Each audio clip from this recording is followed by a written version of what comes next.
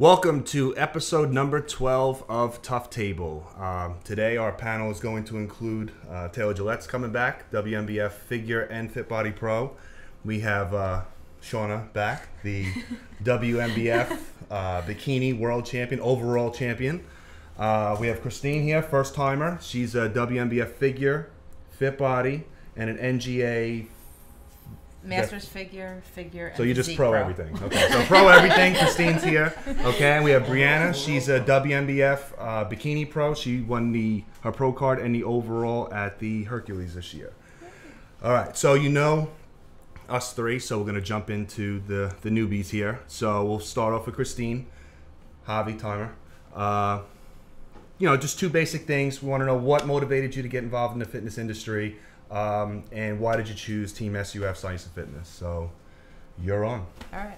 Well, I got started in the fitness industry about 25 years ago when I was around 18-ish, 19-ish. Started competing, took some time off, about 18 years off from competing. Whoa. to have kids and whatnot. Worked out for 25 years consistently. Got back into it about 2 years ago. I was always an athlete. I was a gymnast for 12 years. So my body was pretty much formed. That's where those guns came from. That's where the guns came from. Where my daughter's guns come from. So after gymnastics, got into working out. I saw my body changing even more. That's how I got into competing, and also personal training. Since I'm 18 years old, I've been doing this. And as far as Team SUF, I had another coach about a year and a half ago, but I used to follow him on Facebook and Instagram, and lucky she didn't block me. Yeah. I saw them at one of the shows, the WNBF shows, and I just kept my mind open for him, and then I needed a switch, so I'm glad I came over to Team SUF. All right, cool. Bree? All right, I was also a gymnast, competitive gymnast, way back when. And then I was always an athlete, always doing something competitive. And when I graduated high school, that was it. There was nowhere to go from there. So then I really started getting into the gym. And once I was in the gym, there was no competitive aspect to that. Yeah. Mm-hmm. So then I've always been super competitive and always needed that drive almost. So that's how I kind of got into competing, and then once I started, it was like an addiction. Yeah. So that's how I got into competing anyway. And then my first show ever, Ryan and Team Stuff were there, and I was doing everything on my own in the beginning for 2 years before I joined Team Stuff. Yeah, we said back then we were like, that'd be nice to have. Yeah. I kept seeing herself. Yeah, before that point. Yeah. I just want to cap off on the Team SUF awards real quick. I don't want to sit here forever. 2017 SUF Awards. Client of the Year, Christy Bonner. So congratulations to her. Junkyard Dog of the Year was Chris Giovanni, a.k.a. Megadeth. The Reps for Food Top Earner, Shauna.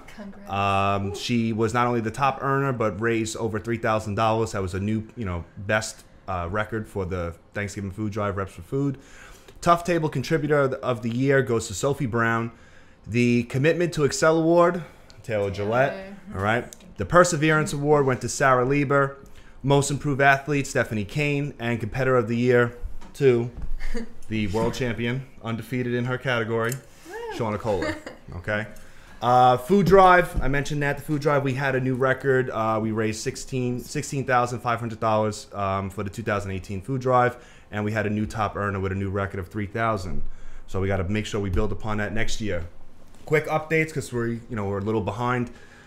Team SUF, we're going to start off with Stephanie Kane. She won the first place pro figure at the U.S. Pro Cup. Yo Run, U.S. Pro Cup as well. She was first place in pro women's bodybuilding. We move on to Monster Mash. Monster Mash, we swept in pro division. Sophie Brown, first place pro figure and the overall. Probably should have been like that at another show, but whatever. Tracy Rabbit, Monster Mash, first place pro fit body. And Shauna Koehler won first place in pro bikini and won the overall. Moving forward, we went into the DFAC Worlds with Stephanie Kane. She won the world title there, first place pro figure.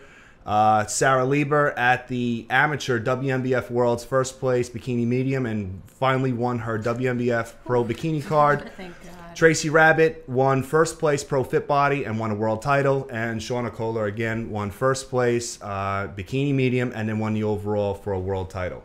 So that was a big accomplishment. And one of the main things I like to focus on is the idea that Team SUF has won the bikini world title back-to-back years with 2 different athletes.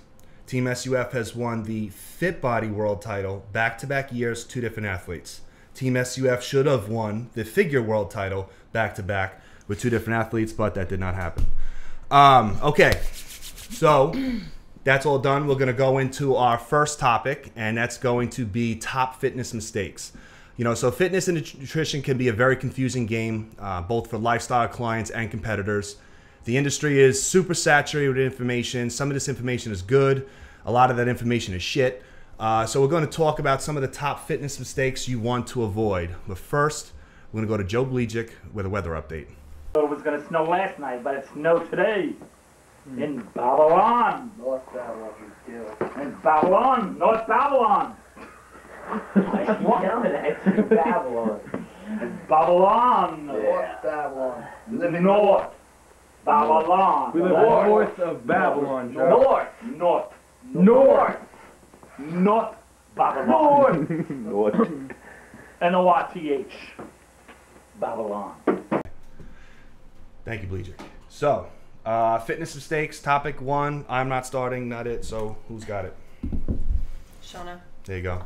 World champ, go! Gee whiz. Gee whiz. I think one of the top mistakes is overcomplicating things. Oh, God. Yep. And that Listen up, bookworms out there. Oh, dear. So I think that goes for nutrition, that goes for supplements, that goes for exercises. Nutrition, I feel like some people get way too focused and are obsessed with that they just are They're stressing themselves out. Yeah, and it's making it completely. Yeah. I mean, I've done that where They're trying to improve by like 0.01%, but they're stressing themselves out, which is costing them 5%. Especially also like with like the reverse dieting, where people are like increasing like 3 or 5 grams of carbs per week, and it's like, whoa! I don't have time for that. Yeah, you're gonna be fucking reverse dieting forever. As for exercises, I think that, you know, especially when you're first starting out in fitness, it can be just a standard program. You don't have to follow all of the Instagram chicks that are doing these crazy elaborate exercises. Yeah. Some of that stuff can be used, but some stuff is just like, yo, it's not practical. Or it's not safe. It's not safe, not practical. You're spending more time setting that up than doing the actual exercise. Yeah. It's just, you know, it's a little nuts. And 8 out of 10 times they're doing it incorrectly. Yeah. Right, and then at that point, you're not even engaging the correct muscles. Right. And that is just not, you're not benefiting from that. And then for the supplements, I think that it's easy to also fall into the trap of what stack do I need or what fat burner do I need to start with. And you don't need to actually start with any supplements, any fat burners. You know, you can manage without any supplements except for like a multivitamin. And then, okay, I want to incorporate that isolate for after I train or whatever. But for the most part, supplements don't need to be a huge part of your program, especially if it's a lifestyle. Yeah. Well, people will start up and they just want to do everything under the sun. And it's just like you need to chill out and just do little things that all add up, because if you do everything all at once, you don't know what's working. Right. You know, and you know, it's and to the opposite end of that, when you talk about the Instagram people and stuff like that, most of the people are doing the exercises wrong, and then on top of that, their form can be bad. So you have both sides of the spectrum. There's the people who have horrible form, and then you have form Nazis who are just moving like this for days, and it's just like, all right, there's no explosive movement there. Right. You got to find a balance between between that. But form is definitely a big one in terms of the training. And then also mind-muscle connection too, that, you know, can really make or break your, you know, if you don't feel anything and you're not really engaging those targeted muscles, you're not going to see improvements. Yeah. And I think if you don't know how to do an exercise, you should either be Googling it, or if you're on the team, you have all your videos and instructions. when I first started, bodybuilding.com just has explanations for every single exercise. Yeah. And I was like, well, how do I do this the correct way? Just like deadlifting or whatever. And if you just do the research yourself, you can learn to do it the right way. Sometimes there's just too much information. Yeah, but you still gotta learn. Like, knowing the mechanics is one thing, but you still have to activate. Right. You know what I'm saying? You could go through a chest press like this all day, but it's that digging in and really using that muscle. You have to concentrate. Right. And then breathing along with those movements too. Big thing. Yeah, sometimes I get caught up. I'm like, breathe. Well, focusing on the lifting and the training portion, you know, I feel like sometimes, you know, people aren't lifting enough.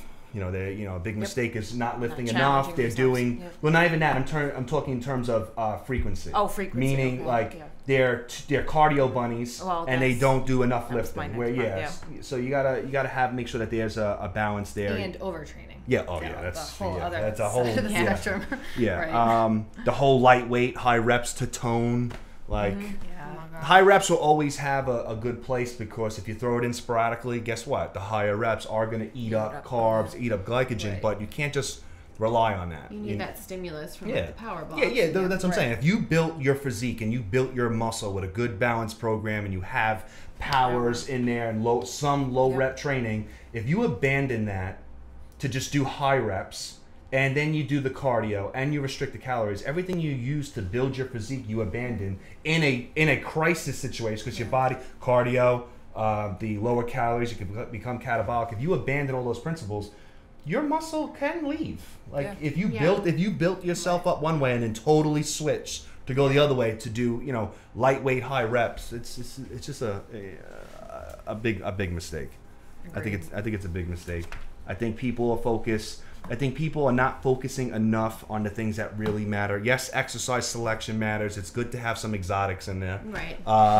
But the things that I feel are the most beneficial, even if you do the same exercises over and over that are proven, if you manipulate the reps, the style of the training, the volume, and the frequency. Yeah, change it up. Yes. You have to. But you can't have, again, you need balance. You can't just do everything all the same all the time.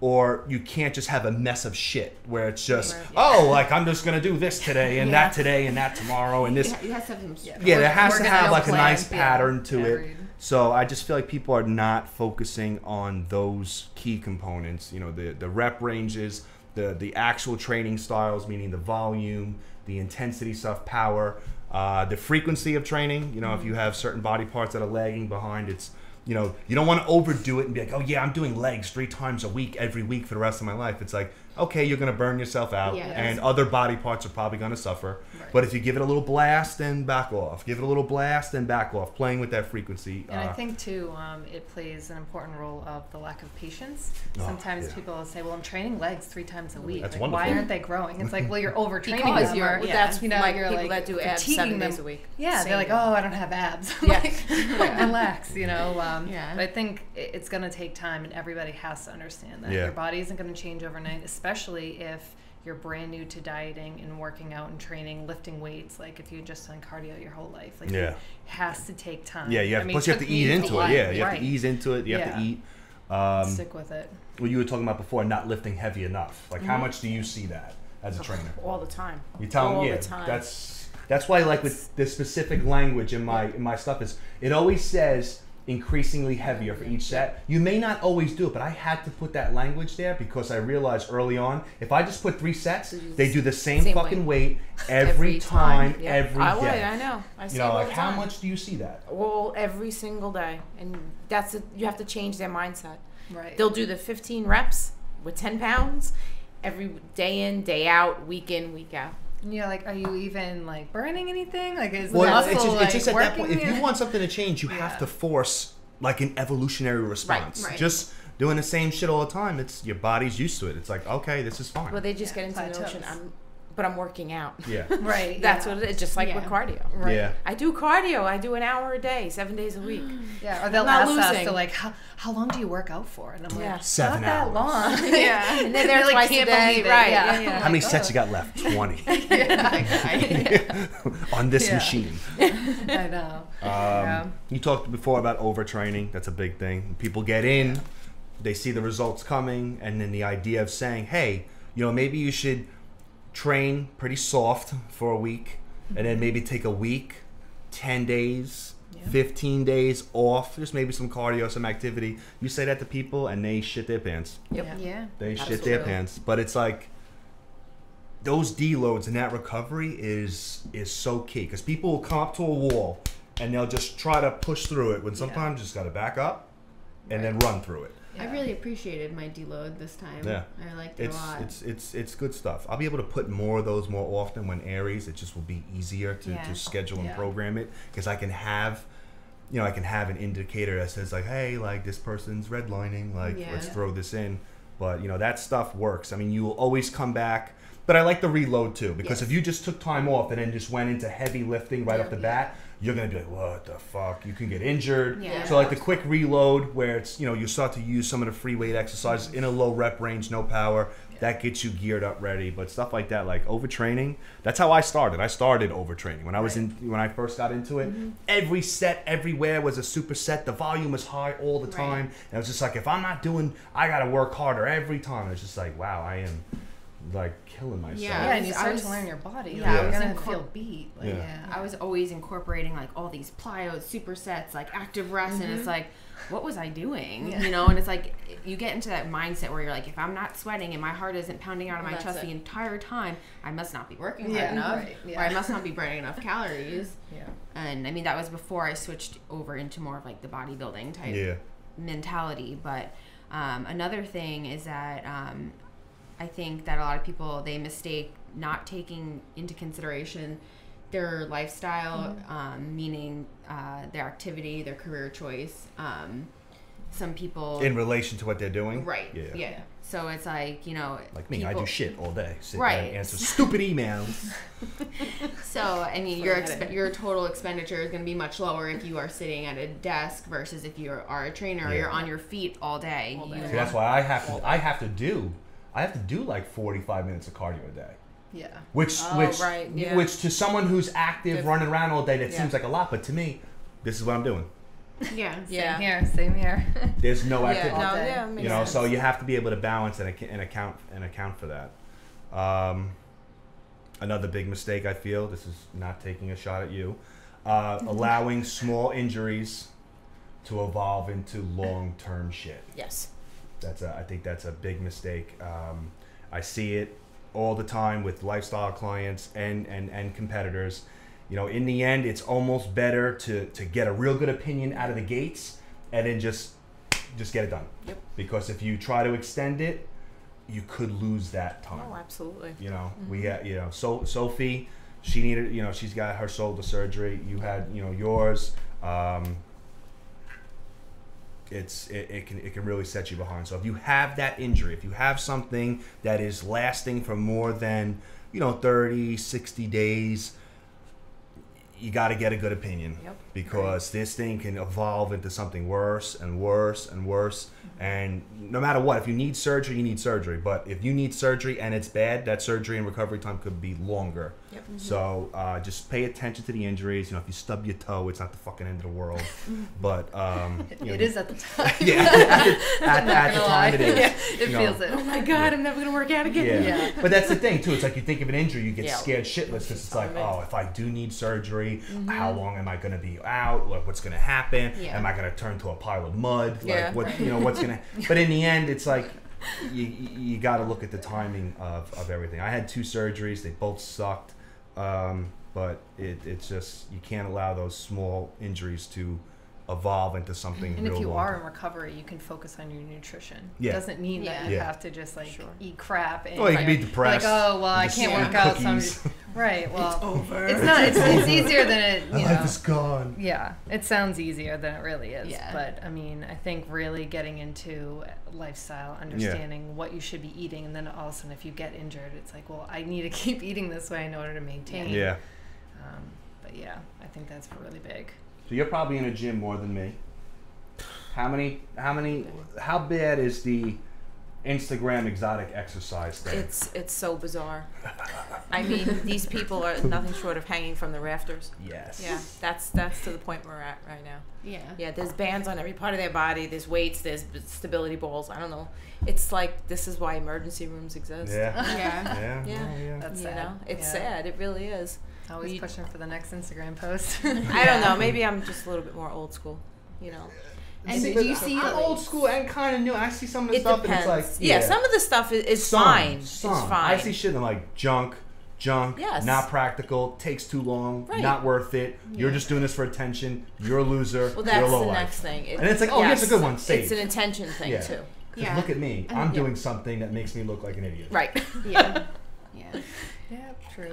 Another thing, confusing aesthetics with health and fitness. Oh yeah. You know, yeah. You some can people be. Yeah. assume that, oh wow, like she looks really good, she must be so healthy, but she could be totally just destroying herself. Falling to shit. That's great. Hobby, Good what do you point. think about the Instagram exercises? You do any at home? Any calisthenics time? Yeah, no. But I do see them online though. Yeah. And then you see people in the street and you're like, wait, you look like that on the computer, but you look like this. Ooh, yeah, exposing I guess us. it's like all these like little poses that they're doing, you know? You should make him a shirt. You should make him a shirt.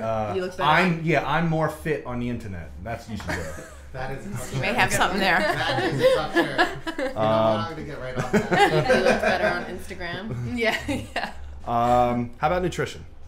Unless you guys can still add to training if you want, but I'm going into nutrition. You can't out train a bad diet. No, Always. cannot. You can't. I've tried it. You know, if you eat a disgusting meal of like an excess 1,000 calories, if you had to just out train that and do the cardio to balance that all the time, 1,000 calories, how long is that going to take you? 70, 80 minutes of cardio? No, without a doubt, easily. So it's like you can't fight that. If you eat like shit, And you're it's gonna easy look like to shit. eat an extra 1,000 calories. Yeah. Especially if you go out to eat. Yeah. You get one of those Five Guys bacon burgers, you're done. That's like 1,000 calories right there.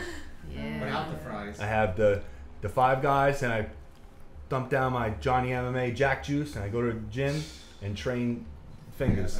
Fingers. Well, yeah, I mean, I see people all the time, you know, people sometimes I work with or whoever, they're always changing their diet in these drastic diets. Yeah. Taking all these.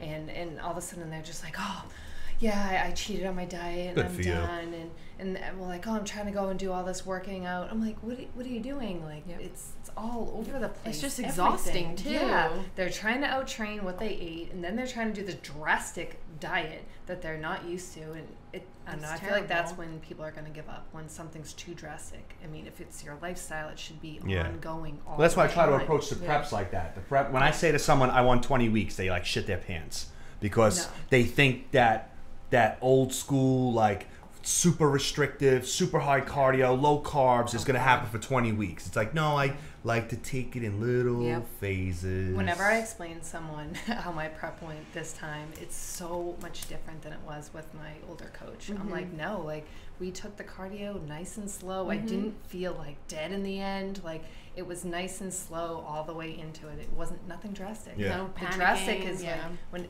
panicking and the anxiety of it all. Like when you know you're like, oh, I only have 12 weeks. I only have 12 weeks, and I'm like, that's. I would that's hate, too and much. I've gone through this where I'd hate to continuously decide to compete and be like, okay, tomorrow I start prep.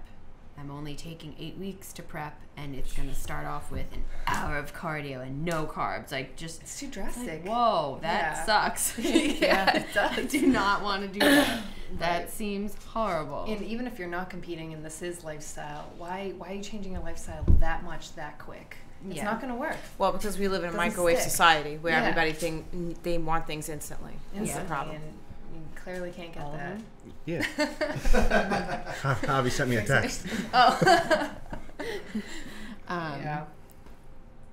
Yeah, and then also I feel like along with the nutrition, like sticking to those like rigid meal plans of eating every 2 hours. School type of. I feel like that ruins your whole and this is again why you see so many people making these posts about like intuitive eating and trying to get back to being balanced, and eating so strict every 2 hours on such a restrictive diet, I feel like turns off those internal hunger cues, and you are just really alienate yourself, and then it's hard to go back to being like a normal person. Right. You know, I think with a much more flexible approach, it's less stressful. You don't have to alienate yourself. Yeah, but that all comes with people learning how to read labels and to count. Yes. Yep. And understanding what they're eating. Yes. Yeah. Because that, if you're on a meal plan and you have no idea what you're even eating, you just know that that's on the piece of paper. Yep, and that's you're why I don't eating. do meal plans no more. And you used to do yours 2 years ago. You can make your own you meal take that plan. away, you take that away from the client, and they're like, Yep. I don't know. It's like, what the fuck? You learn anything? Yeah. You know? They don't know what to replace with. Yeah. They don't know what they can substitute. They get bored. So, but that's the thing, though. I feel like when people talk about macros, there's still that misconception of when you say, oh, I count macros, they think it's the if it fits your macros. Like, oh, so you eat sprinkles and Pop-Tarts and all that shit. It's like, no. We count them. Right. You know, we count them. It doesn't mean we do if it fits your macros. Like, there's for every meal. That's what I'm saying. It's like I always say there's a liberal and conservative approach to this, where it's like the liberals will say, oh, you eat Pop-Tarts, this, that, Snickers, all this, and as long as it fits, you're fine. Okay, technically the calories add up, but that compared to eating sweet potatoes, eating brown rice, eating the whole foods that are good, how is your body going to run better? Which one's your body going to run better on? Just because you can doesn't mean you should. Yes, exactly. And people do that shit so they can post it on Instagram and act fucking cool. There's some chick she yes, did. you know, it's like, because it fit my macros. Yeah, I had this. If it's a high carb day and there's a big influx, then fine. But if you have poverty macros, if it's just what happens to you where your macros come, what are you laughing for? Poverty macros? That's what they're called. If you have poverty macros and that's what your body requires, and you have 100 carbs a day, if you're at 75 carbs a day, if you eat a fucking Pop-Tart, like how smart is that? Forget that. You know, you gotta put that. Yeah, you gotta put that whole. Break them up. You gotta put those whole foods in there. Your body will run better on that. And I used to think about that too. Like when I was on like a standard meal plan, having that bro mentality, I used to just think to myself, like, I don't know how people can do a flexible prep. I would never be able to do that because I just feel like my body wouldn't run that way. But I wasn't even thinking that, you can. All right, so pause on that thought. You had that mentality then, eating bro-wise and doing meal plans and all that crap. Because of and what then I you saw went, on Instagram. But then you went flexible, but still conservative. Yeah. And minded everything, and then it led to this. Oh, wow, would you look at that? Well, okay, there's some chick on Instagram did this whole prep documentation and how she can do it, flexible dieting, blah, blah, blah. She had a Snickers every single day of her prep. That was the point she wanted to prove. You're so she looked awesome. like crap. I'm going to find her and ask her for an autograph. Like a full Snickers or like a full one? Oh my God. And it's like, okay, so you proved your point, but you don't look good. You don't look good in the end. What do you want? What is your end goal? Attention. People want to be able to say, I did this. You're not going to come in with, I don't care how good your genetics are, you're not going to come in with that good conditioning unless you are eating clean. And, really managing things. Yeah. Talking about eating clean, I feel like another mistake is, the people who eat clean, but they're not counting. Yep. You can eat the cleanest foods in the world. Superfoods. You can get rid of all your Five Guys and just eat steamed chicken, avocados, what other nuts? A lot of people eat. Yes, almonds. So you can eat all that stuff that's great and healthy, and guess what? You can still get fat. They'll be like, oh, well, it's healthy food though. I'm eating healthy. Yes. It's protein packed. Yeah. It's still accounting. Healthy fats. But it's still accounting. Like, do you can know eat the how many calories cleanest. You can eat the cleanest, the best food choices there is. Organic. Organic, vegan, whatever you want to say. If you're still taking in more calories than you're burning, I don't care what you're eating. You can eat grass, you can eat dirt, you can eat Five Guys. You will still gain weight. You need to create a deficit. You know what I'm saying? So people think that, oh, well, for breakfast, I get this all the time. So what do you have for breakfast? Oh, I have 1 egg, a banana, granola, and some fruit. It's like, fruit, banana, and granola. I'm like, okay, what do you have? What do you have for the next meal? Then I'll have an avocado. I'm like, oh, okay, a full one, yep. And then they have another avocado later. I'm like, oh, okay, well, we're racking them up here. We are racking them up here. So you have to not only eat clean majority of the time, but you got to keep in mind that this is also accounting. This is accounting. Well, I think people don't know enough. That's a problem. Like to even look up how many calories, how much grams of fat are in an avocado. Well, if they knew, they would be like, "Oh my god, they're not aware of serving." So, like they have, I have walnuts. Crazy. Walnuts are just like you have one of those. It's like, yeah, I know. You got to really manage that stuff. Because people will be like, "Oh, I keep nuts in my desk drawer to snack on," and I'm like, "You what?" Because you could be eating like 600 extra calories of nuts just because you're like... I have to count them out and put the bag away. You can't, because if you sit there and handful it, I can eat the whole thing. Yeah, the whole thing is gone. How many calories do you just eat in like one sitting? Raw versus... I talk about this every time, but I want to... raw versus cooked labels. Yeah. That becomes a problem. Yeah, we talked about that last time. Yeah, that becomes a problem. Where people will take the raw measurement. Like, so you buy chicken. All right, and they look on the back and they look at those that nutritional data. That's based on the food being raw. Right. Okay. Then they will cook it, and then use that raw information to create their calculations. It's like that's off. Mm-hmm. You're actually ingesting more protein and fat than what you're supposed to, because when you cook it, 4 ounces, 112 grams of raw chicken will roughly become 3 ounces. 85 to 89 grams, okay, give or take. But now you're using that, so you cook the weight down. Now they're taking that cooked and weighing and using the raw measurement. Now that 4 ounces of cooked is not the 23 grams of protein. It's 27, 28, 29. You times that by every meal in a day, and next thing you know it, they're over their protein. So when that happens, I'll set protein where I want it to be. I don't really budge there. It moves in fluctuations based on training versus recovery day. But if I say to someone, I want you to have 140 grams of protein, I have that number in my head for a reason. If you're doing shit like that, that 140 can really be 160. It could be 165. And then when you have that 160 day or 155 where it's a little higher, that could be 175, 180. So now when you stop losing weight, where do I pluck? Protein's where I want it to be. So I don't touch it. Where do I start pulling from? I start to pull from fat and carbs. And in essence, I'm pulling from those two macros, but those aren't the problems. The problem is your protein's artificially too high because you used the wrong thing. So go ahead. So the main thing is you gotta find, if you're using MyFitnessPal, you have to find the right label. And it's a pain in the ass because people will send me the labels and it'll say chicken cooked. And the person who input it is just lazy. They put the raw measurements. I'm like, I know it says cooked, but those numbers equal raw. Yeah. So from your memory, 3 ounces of chicken cooked, how many calories? 3 ounces of chicken cooked should be the 4 ounces raw. Right. Okay. You get what I'm saying? That's why once Aries is out, I'll feel more confident because the labels that everyone gets to use run through me. Oh, I see. You get what I'm saying? Yep. So when you're in there, you're not going to be using MyFitnessPal. You'll be using my system. So when you go to cook chicken, you'll know. Because with that situation, protein levels are artificially high. So if I start pulling from other macros, that's not the problem. That can lead to you feeling a little backed up because you're putting in this protein that your body may not want to use. So that's a big. You're trying to digest all that, and you can't. That's a big issue.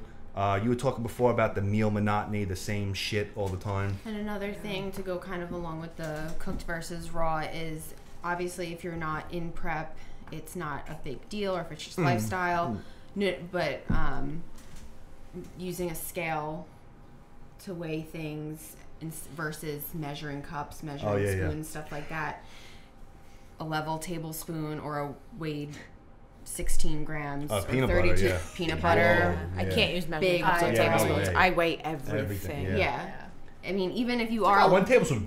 Yeah, I know. Yeah, even if you are a lifestyle client and you're not looking to step on stage, but you are looking to fit into your wedding dress or look good in that bikini this summer, and you really do want to see results much quicker with less frustration, less time, you should use a scale to measure your stuff, because even protein powder you pack that scoop again, too. Artificially Again, high that's protein. or You you're can missing measure like that too. Yeah, you should. I do. Artificially And high protein. if I have one protein shake a week, it's a lot. That's it. I'd rather eat my food. Yeah. Calories. You like having the same foods. Yes. That's fine though. I have no what I do. choice because of my job. I'm there twice a day, 7 days a week, pretty much. And between the kids and everything, I make a whole bunch of stuff. Plus, I have a client that has 75 chickens. So she gives me 90 eggs every week and a half. Okay, there you So go. I use pretty much It's egg who whites. you know, Javi. Yes. It's who you know. You know, Why not use it? She's saving me so much money on eggs. yeah. That's awesome. So I use a lot of egg whites and a lot of yolks. That's my fats, Okay, pretty good. much. Yeah. You know? I don't mind doing the same thing for like a couple weeks, and all of a sudden now I know I'm tired of it. Like I'm ready to switch Yeah. it up. So Doesn't I bother think that's me. the important part, though. If I don't switch it up, then I start to get like lazy about it. Mhm. Like you need to switch it up Yep. and make a plan to move forward for the next week. Or else you're just Yeah, gonna everyone's- get yeah, stuck. everyone's You're gonna be stop, different. Yeah, you're gonna everyone's- start cheating, buying food, whatever, Mm-hmm. and you get back into the cycle again where you Yep. just don't want to do anything. Yeah. The one thing about making those changes is this is mostly for competitors. Lifestyle people, it is what it is. But competitors who are getting closer to the show, when you make drastic Yeah. changes, you got to watch the sodium intake. Because if you're eating certain foods and you're looking great and you have a certain level of sodium, and then you start to switch and maybe you remove some tuna or whatever, now your sodium levels tank. So that fluctuation in sodium can actually lead to water retention. It So- can lead to you not being as vascular. Okay, so do you salt your food? Yeah. Yeah. Okay. Everyone's different. Yeah. You know, Kevin on the team, he doesn't really add sodium to anything. So his baseline levels always floated around 1,500 milligrams, Okay. 17, nothing. Right. When I prepped Salt, when I prepped in 2014 for my last prep, I started 26 weeks out, and I started at roughly 8,500 to maybe 9,000 milligrams of sodium a day. That's basically a walking heart attack. Yeah. So, but the first like 12 days, I put on 5 or 6 pounds. Right. It's like, whoa, here's all the water. Yeah. But then your body, as long as I kept it this way, Yeah, of course. my body was okay. I'm gonna take what I need, and the rest I'll piss out. Yeah. So I like keeping it high. Mm-hmm. Certain people will have certain genetic issues where they should not go that high, but I didn't have that. So I went high and stuck high the whole way. I didn't have any more water retention. I good vascularity, all that stuff. Kevin, he keeps it low. You just got to be. The game is more consistency. Yeah. And when people have a mental mind shift where it's like, oh my God, 5 weeks out, I'm gonna stop all my condiments. Yes, you should probably not be having barbecue sauce and crazy shit like Right. that. But they remove almost everything, and when they remove everything, what do you think happens? Their sodium goes to here, and then I get the emails where they say, oh, it's hard for me to get a pump. That's water and that's salt. Okay, so the main thing is, as you get cleaner, as you get closer, keep an eye on the sodium. If you notice that your sodium starts to tank, you should manually put it back in. Sea salt, hot sauce, stuff like that. Just watch out with the sea salt, because a gram of salt, the actual substance, is not a gram of sodium. It's 590 milligrams of sodium per 1 gram of salt. So it's roughly half. You don't have to be crazy. 500. Right. Just 1 gram of salt is going to be 500 Impressive. milligrams of, thank you. 500 milligrams of sodium. So the thing is just manually putting it back in. That's a tip for the, that That was tough. pretty That was cool. You just pulled that right out. So that's a tip for the people who are competing and getting closer. I know that mental mind shift where it's like, okay, I'm really hunkering down. When people do that, I notice the sodium comes here. Or it's up, down, and that's when I get the emails, the stupid emails. I can't get a pump, stuff like that. When I see that, the first thing I say is, how's your salt, how's your water? All right, so you got to make sure you're on top of that. But moving on to something that's more general lifestyle, big thing is I feel like people allow the holidays to fucking crush them. Yep. And we did good this year. did great. Yeah. The year before I might as well have just jumped off a bridge. You can't let the holidays crush you, especially that Thanksgiving into Christmas is rough. It's like Thanksgiving, second Thanksgiving, and then it's like Christmas Eve, Christmas Day, New Year's. But then it's like, you go, you have a dinner with another family, or it's like before you know it, it's like, whoa, you gotta. Yeah. you got to really not allow those holidays to crush you. Because also along with that, it's like, oh well, also like date night. Yeah. You know, It all that's like another. It all starts to add up. Holiday parties, yeah. So what is your biggest? I like to throw shit out. Yes, that's good. If I'm out to eat, I destroy the food. So if the food comes and it's just like a lot of mashed potatoes and I want to eat it all, I'll eat some of it. Can I have that pepper, Shauna? I'll take the pepper, unscrew it, and dump it on there. I'm not gonna eat it now. So I'll destroy the food. People send like cookies or shit to the house. I'll have like 1 or 2 and throw out the rest. Or Sorry. give it to grandma. I'll give it to grandma. Yeah, I've been giving it to grandma. That's right. Been giving it to grandma. So at least then, if I want the cookie, at least I have to walk down the stairs to get it. Yeah. So we're little good. activity. We're That's good. so much cardio. We're good there. Yeah, the holidays will add up. I think also a big thing that helped me was limiting what I ate beforehand. Not starving myself, but having the higher protein, very minimal carbs and fats, you know, going into the day. That way, you know, I can enjoy myself and have, because you know, anything your mother's going to make is going to have a stick of butter. Butter. Butter. Give me the butter. There's going to be rolls on the table, you know. There's going to be rolls on my belly. There's going to be cookies. And also, you don't need to feel pressured to go crazy at every holiday either, you know. Some people will try to push you, especially I've also found if you are more fit or the only one fit. You can afford it. Yeah. It's like you get all this like unnecessary pressure. That's why you look the way you look. To splurge, to indulge, or they'll try to guilt you into going overboard, and you don't have to. You really stand don't have strong to. with what you worked for all these months. And it's To have a little bit of everything. And then Like, it's okay to say like, no, like, moderation. like I know I'm gonna have those cookies later, so I'm not cookies.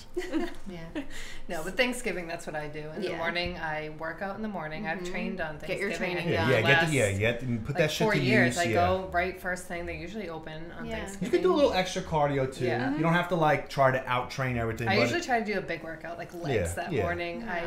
I have a lot of protein that day, and then I just know it's coming for the Yeah. rest of the day. drink a lot of water. Yeah. You know, Yeah. don't It just forget. prepares. And Yeah, if you put that water in, it's gonna Yeah. fill you up, and you're not gonna. And what helped me this year big time? the Cardio, drinking water. Yeah. I was flirting with chewing. Oh yeah, he learned how to chew. Yeah, I haven't chewed for my whole life. I haven't chewed food.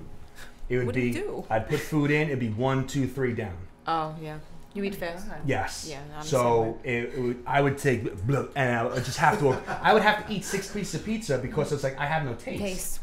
So I started chewing food. 1, 2, 3, 4, 5, 6, 7. It was life changing. He knows what things taste like now. Yes. Wow. So I can taste things now. I'm eating much. I He ate truly much does less. like my cooking. Yeah. So It's true. it sounds ridiculous. At the ripe age of 34, I learned how to chew, but it did help. Better late than never. Yes, it did help. But having that water will fill you up too. Where did this come from? Chewing? Yeah. I knew it was a problem because I felt like I was having certain stomach issues too. Oh, okay. And it's You're like properly digesting yeah, the food. it's like you're supposed to manually chew Yeah. this up, and then the saliva is added to put it down, and I'm just like And then all those chemical reactions. just swallowing Your shit brain's whole. understanding Yeah, what so- you're doing. Your stomach is Yeah. understanding what you're doing. So you ate less Yeah.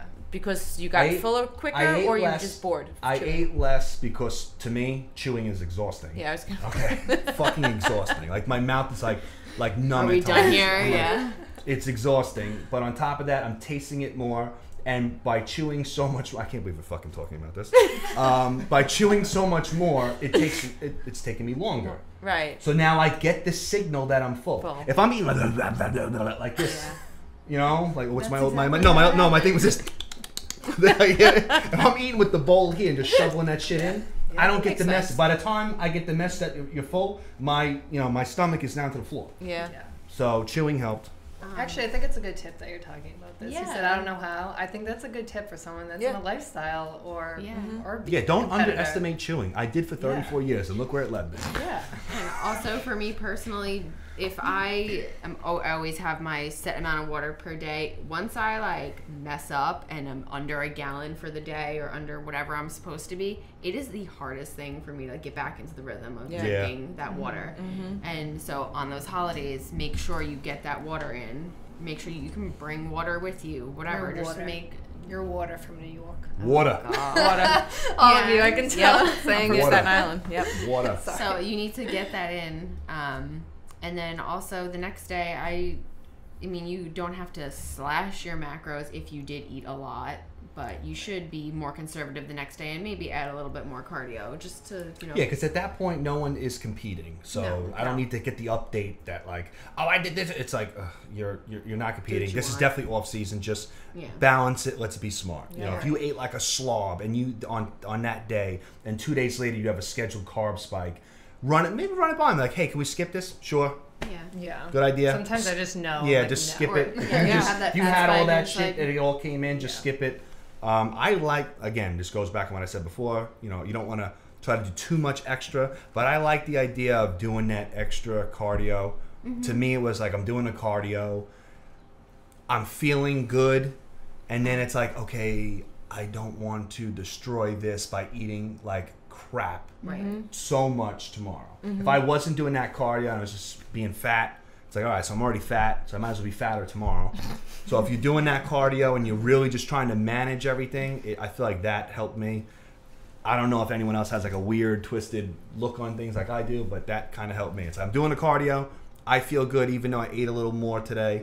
So tomorrow, since I'm doing this now, watch yourself. Well, sometimes when I'm dying during cardio, I'm like, well, this is what payback. you did. Yeah, I mean. But also, I feel like it's it's good to kind of avoid the whole like panic-stricken, oh my god, I need to reverse what I did, because that just goes into like a horrible cycle, and like, especially if you have problems with like binging or restricting, it's plays just on eating not, disorders. it just really plays into that, and really like don't let anybody else freak you out, don't freak yourself out, just you had the cookies and move on with your life. Get over it. Don't let guilt set in and take over. Yeah, with that, being a psycho, it says right here. Right. Being a psycho. Don't be a psycho. Like, it's not going to work out. Like, there's a difference between being determined and working hard and being smart and, you know, tracking things properly, but being a psycho, not being patient. Does not pay off. Yes, not following fucking instructions. Reading. Yes, reading's a big thing. Reading. Yeah, knowing how to reading and chewing is like a big thing. Instagram diets. Yeah, Instagram. Yeah, right next. The milk diet. Yeah, getting all your tips and pointers from Instagram. Always looking for something for free or everything for free. Yeah. It's, you know, if it's worth it, if something in life is worth it, it's worth paying for. Right.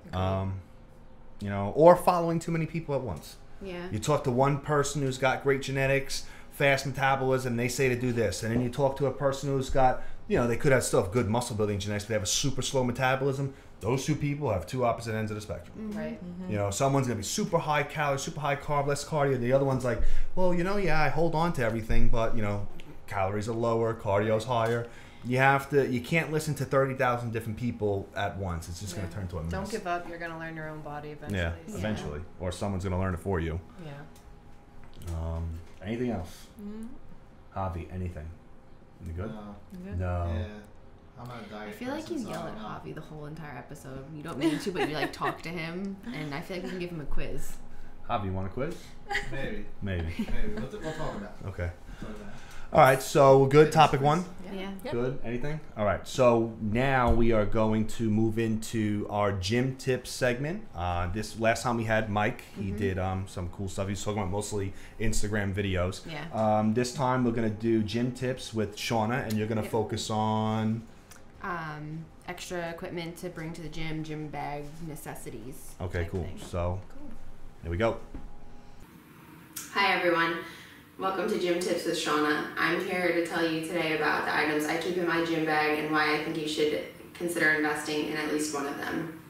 All of these items are lightweight, compact, and inexpensive and can greatly enhance your training routine. The first set of resistance bands that I'd like to show you are these ones. They're fairly large. They are great for warming up your upper body as well as your lower body. The different colors represent different resistances, so you can warm up with as little or as much resistance as you'd like. The second set of bands are these ones here. Again, the color represents different levels of resistance. These are best placed at your ankles, above your knee, or below your knee. They can be used for activation exercises or added intensity during plyos, cardios, and they're great for warming up the glutes. This third band is a thicker band. Usually it's always placed above the knee. It's great for squats and any other hip thrust exercises, anything where you want to give an extra burn to the hips and glutes.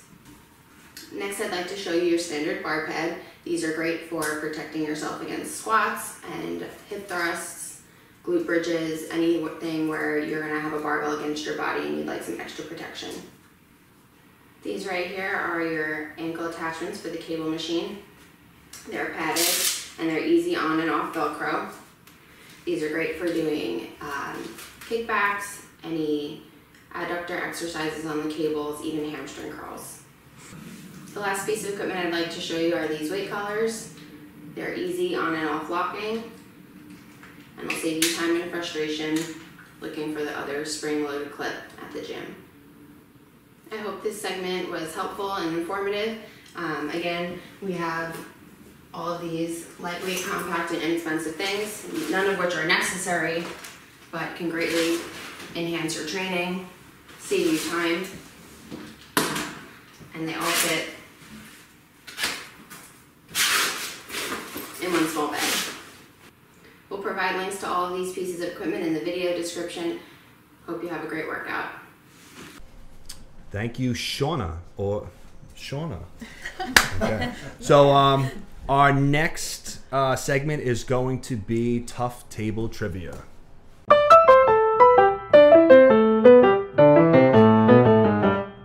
we go. Okay. Tough Table Trivia. Question number 1. How many calories are in a gram of alcohol? I don't like this question. A, 4. You can look up there too if you need to see it right up there or here. A, 4, B, 7, C, 6, or D, 9.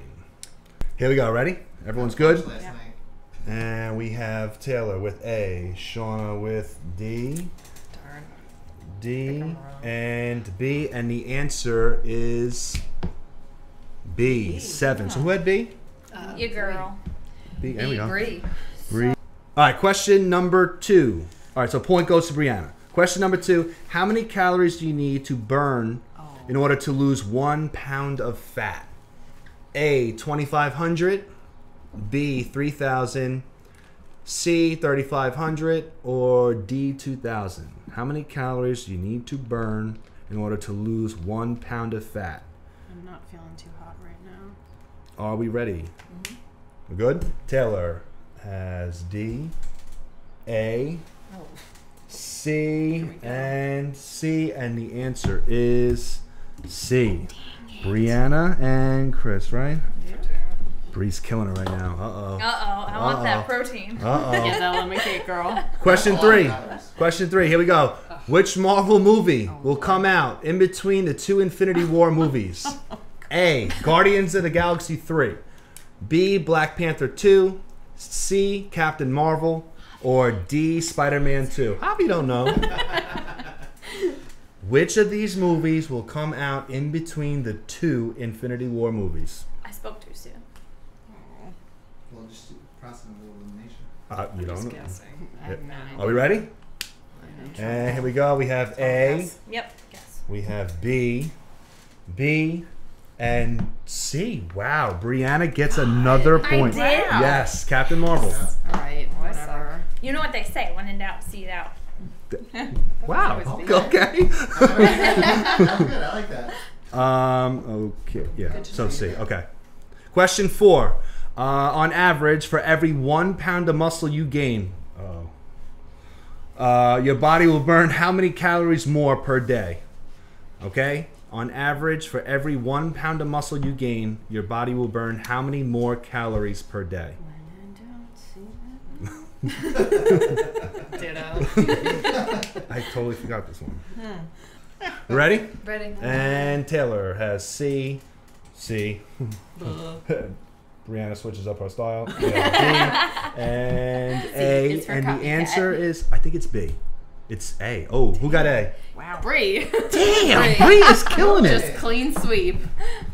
I gotta make a comeback with trivia. Okay. Trouble. I don't know. Yeah, this is. The streak is going. Question 5. Which of the following amino acids is not considered a branch chain amino acid? Which is not a BCAA? Leucine, isoleucine. A leucine, B isoleucine, C valine, or D tryptophan. Which one of these is not a branch chain amino acid? Ready? D. Okay, so everyone gets the point. Like got 1 point on the board. Wow, look at me go. Okay. Question 6, favorite of mine. Which cryptocurrency has the highest value?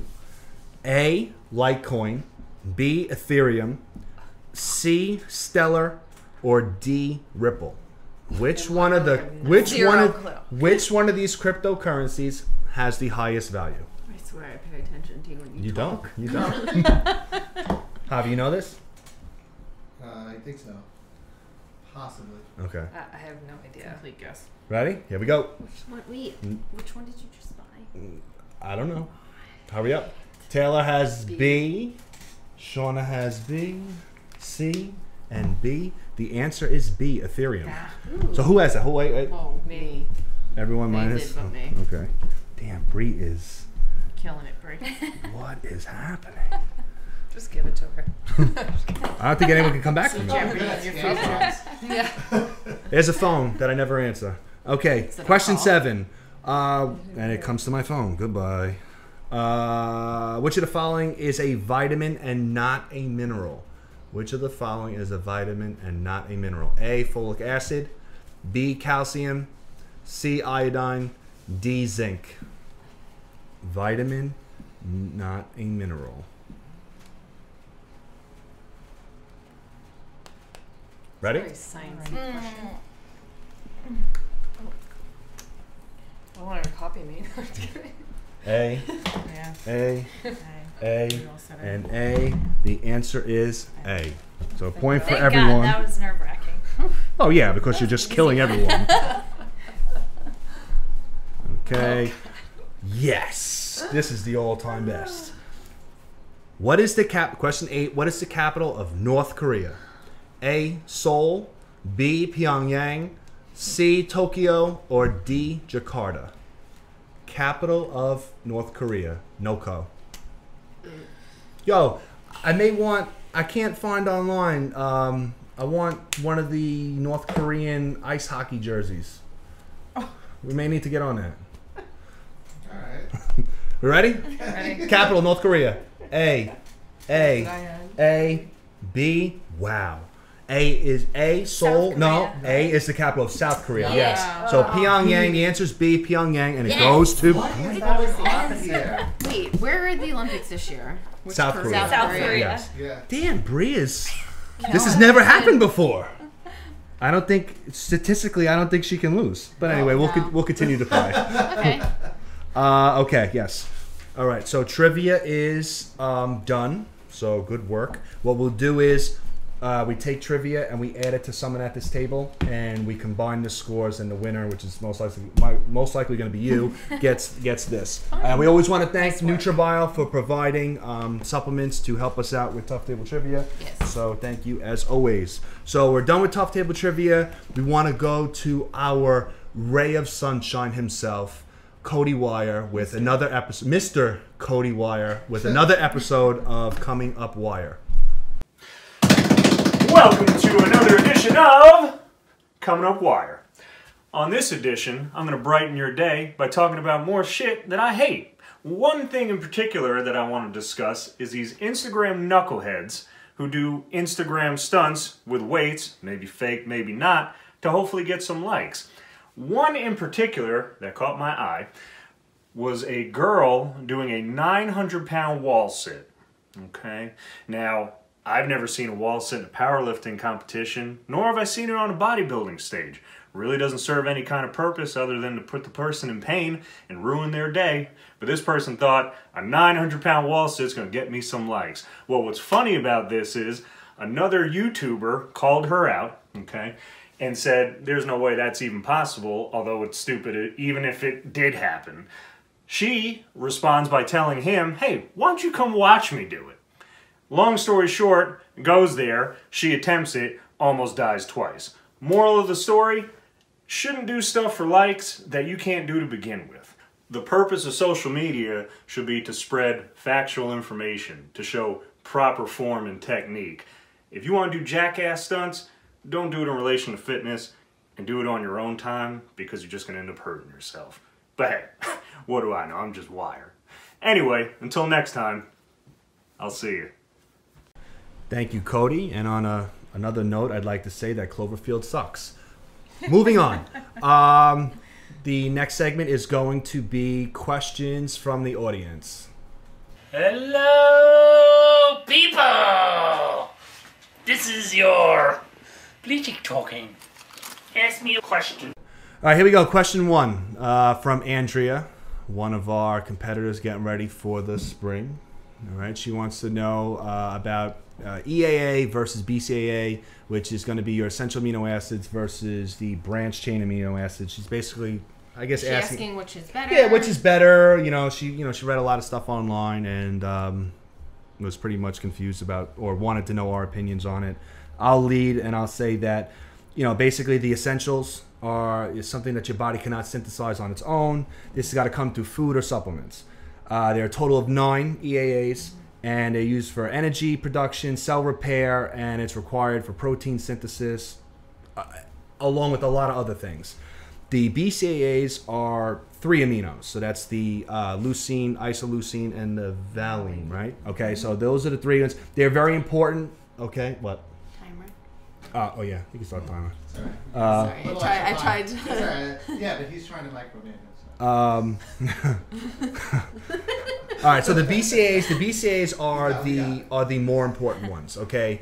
And in most cases, they're going to do the job. But high performance athletes, at a certain level, pro level, stuff like that, they could benefit from the EAA. The thing I like about NutraBio is that I prefer both. I prefer having the BCAAs with the EAAs. And the good thing about the NutraBio products is their whey isolate has the whole profile. Yes. The regular branched chain amino acids obviously just have the branched chain amino acids, but the INTRA has all the essentials. Okay. So, in my opinion, most people can get away with just having a branched chain. If you really want to just step your game up, you're not going to get a 20% change in this. It's not going to be like, oh, I take EAA, I put on 20% more muscle mass. It's not going to happen. Right. But if you want to make sure you cross up all the boxes, it's probably best to have all of it. And that's why I like the NutraBio products. It will cover. NutraBio makes my job so easy because people will come to me and be like, "Oh, I need this and this and this." It's like, okay, just take this product. It's all taken care of, and I trust the person, Mark, who's making the balance of. It's like it's not some bum making it in a basement with slick back hair. It's somebody who actually knows what they're doing and has been doing this for a long time. So all that stuff is all taken care of. So.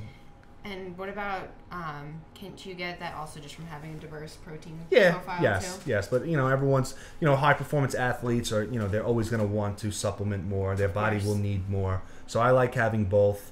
It's something I personally have not ever really thought of because I knew by having certain products, taking certain products, my boxes have always been checked. So when this question came in, I was like, oh yeah, it's already. It's a good question. It is. I'm wondering the answer. Yeah, it is. But those NutraBio products will combine that. Anybody want to put in anything else, or are we moving on? Moving on. Question number 2 from Allison. She wants to know about low glycemic versus high glycemic carb timing and the best choices. So first off, the glycemic index, which is talking about the high GI versus low GI. The GI index measures the effect that carbs have on your blood sugar levels.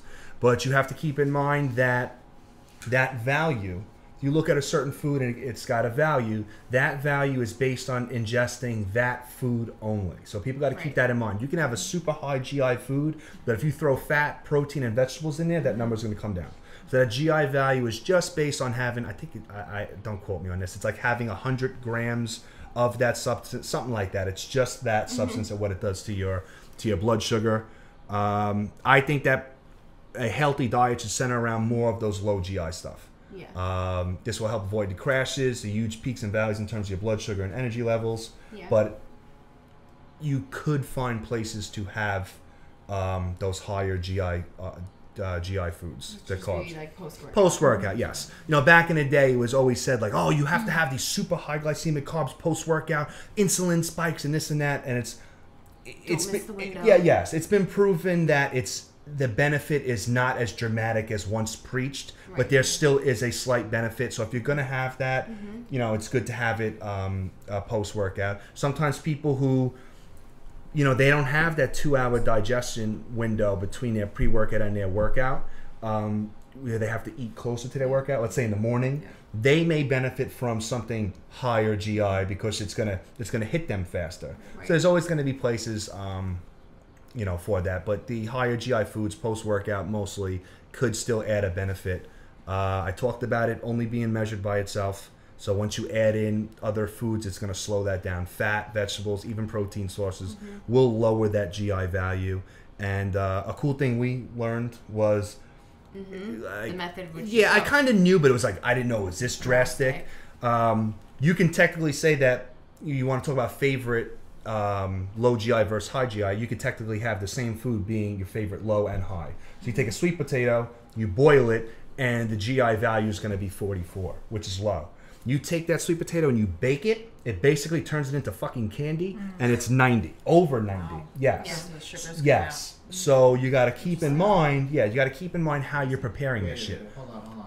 You can have, the sweet potato is a great food GI value-wise. You know, so you boil a sweet potato and the GI value is going to be super low. You add in broccoli or whatever, it's going to tank it even lower, which means it's going to give you, it's not going to, sustained energy. You're not going to have this spike and down. But if you take that same sweet potato and you bake it, it raises the GI value to over 90, which is considered pretty high.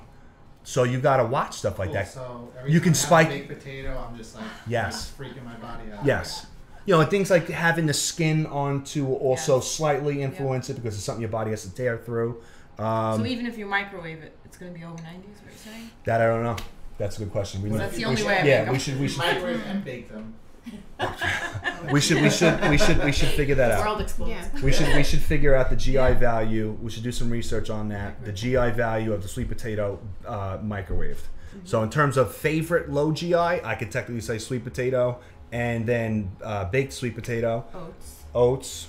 Oats. Brown rice, stuff like that. Yeah, brown rice. The jasmine rice. Yeah. That's my favorite. High GI stuff. Cream rice. Rice. White bagel. I love the bagels. I love white bagels? Yeah, I like white bagels. White bagels. Yeah. What about you? GI, you know, slower burning carbs versus high. What are your favorites? What do you usually go to for your carbs? Always oatmeal and sweet potatoes. Okay. And then like higher rice cakes. Like if I'm working out in the morning, I'll have like a rice cake or a couple rice cakes with peanut butter or something that's going to hit me quick and that's not heavy in my stomach. Yeah. Because I can't eat like oatmeal or like sweet potatoes and then go lift. Yeah. It just doesn't work out. Especially if that window's so small. Yeah. Well, you? I said oats. Oats. Oh yeah, you bring your oats everywhere. Yeah, I'm the same way. You're saying oats? Yep, same way with the rice cakes too. Yeah, I eat at work. I'll have my baked oats, sweet potato and then with some by the fluff time in I it. get home, I like to have like 1 or 2 rice There you cakes. go. I know. A little snack. Yeah, like Thanksgiving. Yeah. Yes. So we're good there? Yeah. All right, so keep all that stuff in mind. Question number 3. This is from Cody for the panel. When competing, do you find yourself sizing up your competition backstage, or do you mainly try to focus on yourself alone without worrying too much about who is in your class and what they'll be bringing to the stage that day? I think it's just human nature to look at your competition. Absolutely, Yeah. I do it all the time. Yeah. I'm not hyper focused, but you just want to see who you're standing on stage with. Right. Yeah. You're finally seeing who Yeah, showed of up course. that day and what Yeah. you know what you're going up against. I think it's. I think I'd be lying if I said I didn't. Mhm. Right. Yeah, Right. absolutely. I've been guilty of like on Instagram. Instagram, Like looking for the hashtag of the show. Oh, I do Yeah. that all the time. Yeah. Like Yeah. just that's what But it is. towards You're the end, I was competing. like, stop doing that. Yeah. Before, I mean, that day is that day. There's Right, nothing to right. change. Whatever you look like right before stage is what you have. And That's two, that someone image. can look a certain way and then they get on stage and make a fool of themselves. Yes. You know, I used to make that mistake early on. Like, look at that person's physique, they're gonna win, and then they take fifth. So I got better at that now. I'm definitely guilty of this. So at a show, I'll walk around and I can generally pick out who's a fucking problem. Okay, a lot of people fade. Yes, I'm very good at picking out who is who, and it's not just based on how they look. I see how they're warming up. I see if they're eating or not. I see if they're posing and they look like they are professional or they look like they're pro material. If it's an amateur show, I can usually pick out who is going to be a problem. Also, too, when you get to the higher level, the pro ranks, you're getting ready for Worlds. I'm definitely looking at people throughout the season to see, where they're headed, if they're going to be a problem down the line. I made some pretty good calls. I made some good calls last year. I'm wrong sometimes, not often, but I made some good keys. I knew who we end up against. I definitely play the longer game. Yes. More so, like I keep an eye on like people who could be winding up for later down the road. Or, I mean, of course, during show day, I will look around a little bit. Honestly, the day always is just like goes by so fast for me. So I can't even like wrap my head around it. But I do look and see, and that kind of also motivates me a little bit to like be like, okay, like tell myself like you really got to be on your shit. Not that you're not going to be, but just it's like a reinforcer that way. And like what you said, anyone you see and any like maybe tweak that you make isn't gonna change you, right? Or isn't gonna make you much better than that person. And again, also what you said, people can look a certain way backstage and be the complete opposite once they get up there. Good or bad. Yeah, the only I've always said like the only classes that sometimes can't understand certain things, which is ironic because we do well in them, is bikini and men's physique. Like I'll see someone, I'm like, you're garbage, and then it's like they won, and I'm like, what happened? And that's another thing too is I don't sleep on anybody. I know a lot of people can just do that even long term, like, oh, I'm not going to worry about that person. But you shouldn't sleep on anybody because I've been slept on. Okay. Oh yeah. And what do we say? We said it on Tough Table. All those people sleeping are gonna get a fucking rude awakening. And so don't discount anybody else because you have no idea what's coming, and they might not have any idea what's coming either. So you don't know what the judges are looking for. That day. Right. Especially with physique and bikini. Bikini. I mean, I always say, like, in the end, I'm all that matters is that the coach and competitor gave it 110%. You come here, do your job. It's all you can control. But I do a lot of my spying and prying to manage my expectations and to manage the client's expectations. If I know I can have that conversation with them, if I can have that conversation where I'm like, listen, we're going to win, yes, but this stands in our way. Right. And I have that relationship with certain people. It's like, especially when they're everyone wants to win. But if you see someone where it's like, right, like we may run into a problem. Especially if it's somebody's like first show where you're not going to say anything. No, I won't do that. But if it's someone seasoned and someone who's really competitive. Yes, and I know that someone's going to stand in the path. It's like, all right, this person stands in the way. So this way they can manage that expectation on their own. And then when they come out of that, we can work together to have a game plan. And you can even be by letting them know, like, oh, look out for this person, to kind of not soften the blow of potentially losing, but let them know, like, this isn't guaranteed. Yes. Nothing's guaranteed. And I like giving an extra edge. I'll do whatever it takes to give someone an extra edge. You know what I'm talking about. Okay? It's like that's what I feel like is one of my strong suits with coaching, giving people that push, getting people a little more fired up, and hopefully that helps the overall product. So agreed. Ready for question 4? It's from Taylor G. Is that you? G. Is there any other Taylor you have? What? Do you have other Taylors? No. Oh. But I always put G? I always put the last initial. But that's me. But that's you. I was like, wait, is it you? I know. Wait, she got me confused for a second. I was like, wait a second. Did another Taylor G send us in? Question 4 from Taylor. Question for Ryan, but everyone can weigh in. How do you feel about your clients being trainers? Are you concerned that everything you provide to your paying clients are being sold off or being given away for free? Do you think there's any way to stop that? It used to be much more of a concern when I first started. I was very like overprotective of like everything. When people would become trainers, I get like fucking freaked out. Now it's really not my business model. I'm not training in the gym. Most people are trying to be trainers in the gym. Anybody who wants to be an online trainer like me, good luck. Good luck, because having 3, 4, 5 clients, fun. You start to bring in that volume, you have to have a system, and you have to. I know how much work is needed to be at that level. And no one's. Yeah. So, using things that I teach in your prep and applying it to your clients would be smart. Yes, we're all going to learn from each other. And you'd be kind of stupid to like not help your client out by applying the same or similar principles. Exactly. Taking everything, copying and pasting it, that would be another issue. So, like, what about when like people like repost your entire workout on social media? I don't really. Do people do that? This happens once in a while. I really don't like that. I really don't like that. Because they almost make it seem like they made it up. It is what it is. I'm not a fan of it, but you know what? It's not given on a platform. Right. The person's not generating money from it. Whatever. Right. Plus my contracts. I told you my contracts address a lot of that. Like in the contracts, it's stated that these certain things should not be done. Right. So if anyone else became a big enough pain in the ass, it'd be time to get my lawyer involved. Stuff like that.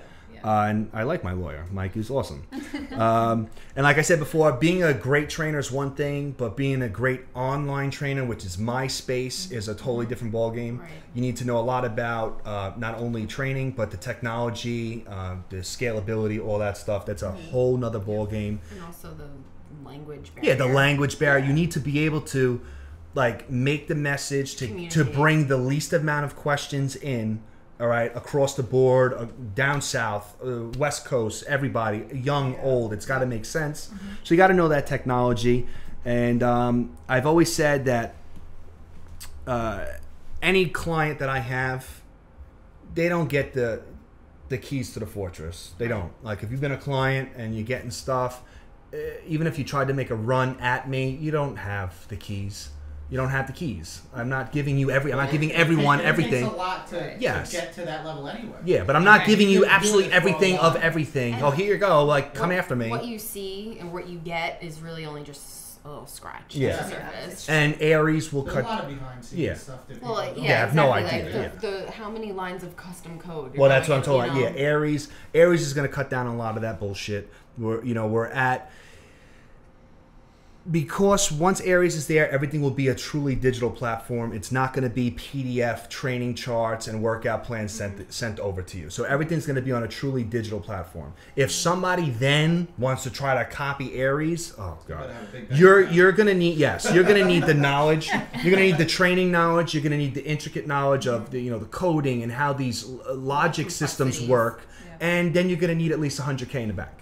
Okay, and then on top of that, with all said and done, if all that is you still have, there are certain things you don't have. Yeah, right. Well, my brain, my work ethic, okay, my drive, and my vision. You don't have that. So I feel like Aries will cut down on stuff like that. People being trainers under, on their own, I really don't have an issue with that. I really don't. If anything, they're smarter, which means that they're not asking me stupid ass questions. Right.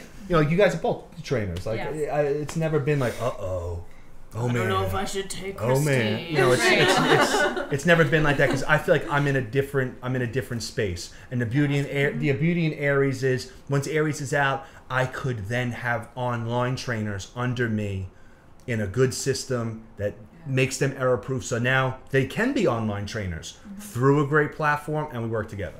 So that's my vision moving forward. So I could, I can't be everywhere, and they can make more money per hour, much more money per hour training people online because there's a big market for it, and it'll be super efficient because that's what we're going for. Aries right now is up to 197,000 lines of code, and this thing is growing, and it's going to be great. So what exactly Probably never, but no, we're right.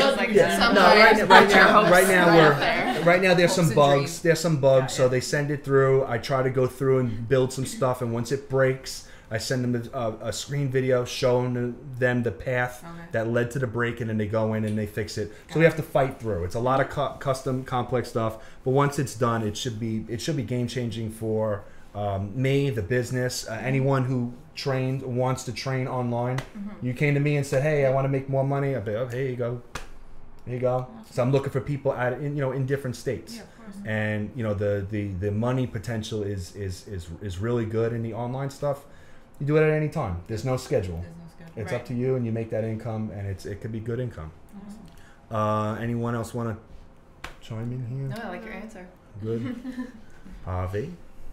Question 5 from Jessica, and she wants to. What she said? A lot goes on backstage during show day. Shauna and Taylor, you've both been a part of the team as a competitor, and also as backstage staff. What do you enjoy most about each process, and do you enjoy one more than the other? Show day. Shauna, Taylor, what do you got? I'll go.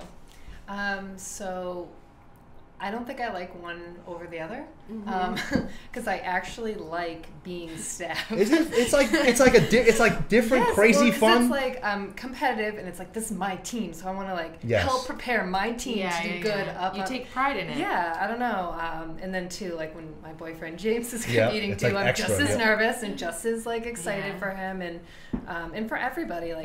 And you know how hard you work to get there, and then with the common coach, we all know what we had to go through to get there, and I don't know, I just have fun preparing. I know what it takes that day as a competitor, how many things you're stressing over and what you're thinking about. So knowing that, I try to use that to my advantage of helping whoever. It could be anything, you need a touch-up tan. I don't care where it is on your body. I will help you out in that second, in that time. If you are worried about that, I will help you. Right, because anything that you can squash to make that person feel a little bit better, do it. Because everyone's nervous, everyone is excited and whatever, and I just want to help whoever. I don't care. There was some competitors I never met before, guys, and I'm I'm tanning you, sorry. But just all over me. Well, yeah, I mean, I just want to, and for Ryan too, I want to make sure everything goes as smoothly as possible with the schedule. I mean, because I know what he's going through too, the show days. It's a lot to manage. It's a lot, every competitor has an issue. Every competitor's got a matchup. Every competitor's got a timing. Every competitor's got some fucking issue that day. Right, but I know that you want to be out there and directing them when they're on stage, so I want that too if I'm a competitor. So I'll do everything behind backstage, so I know that you're out there helping them at their one point. You know what I mean? Yeah, and someone needs to be warming up and you can't be there. Yes. Whatever, I'm going to be there to warm them up until you can get back there. Yeah. Whatever. Yeah, this way it's good to have someone pumping up. But that's what I feel is really good about this team is that part. It's a team. It's a team. It's also a well-oiled machine. Yeah. It's I'm doing this. You're in charge. You do this. You do that. You're on top of this. I need this now. Yeah. That's what you need. You need that structure, or else you're going to be all over the place. Yeah. And it's growing from so much. When it started, having 1 or 2 competitors to.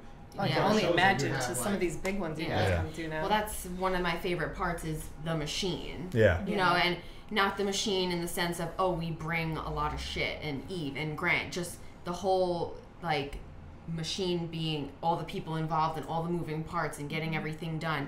And I think my favorite part as both a competitor or staff would be the point at which everyone's hair, makeup, tans, everything's done, but that once that goes down the hatch, once the rice cakes are gone, the candy's going, the pump is happening, from that rush to getting everyone backstage to giving them their final pump, the lip gloss, whatever, and then running out to the audience, meeting you in the crowd, and helping to cheer, take pictures, to coach them through stuff, guide them on stage.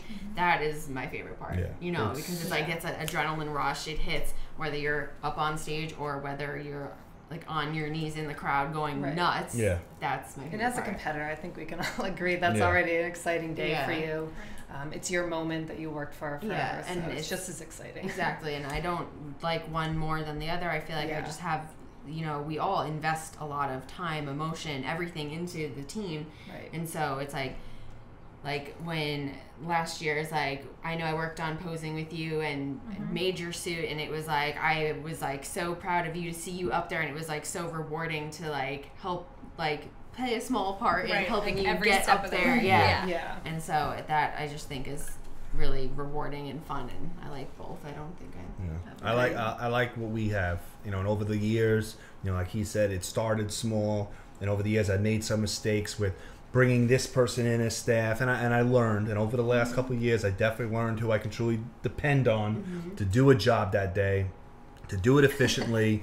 Some people who are not going to take, you know, me yelling at them personally. I know how it is. You know, stuff like that.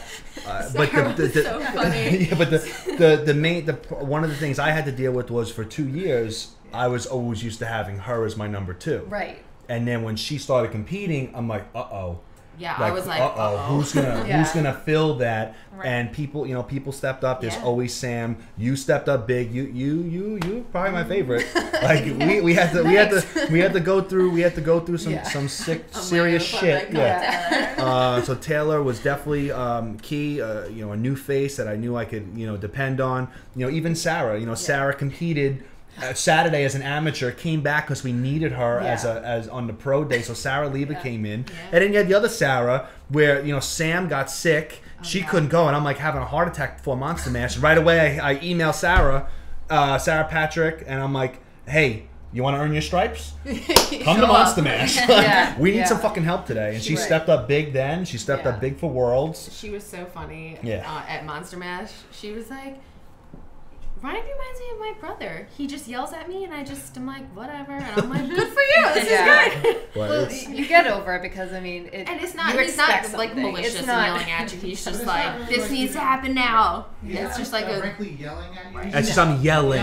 It's like if you're playing, you guys like, just are get athletes. it done. So it's like you could say this is like a sport, whatever, or it is a sport, right? It is. So your coach is gonna yell at you to get you to do what you want to do if you're playing baseball, soccer, football, whatever it is. Yeah. That's just what it is. It's like motivation. It's not. But on the outside, people are like. But the trade-off is this: I'm yelling at the staff to spare the competitor. And it's the competitor's day. Yes. So now when that staff becomes the competitor, I'm yelling at someone else. And that person's protected. Because I'm trying to insulate and protect that competitor.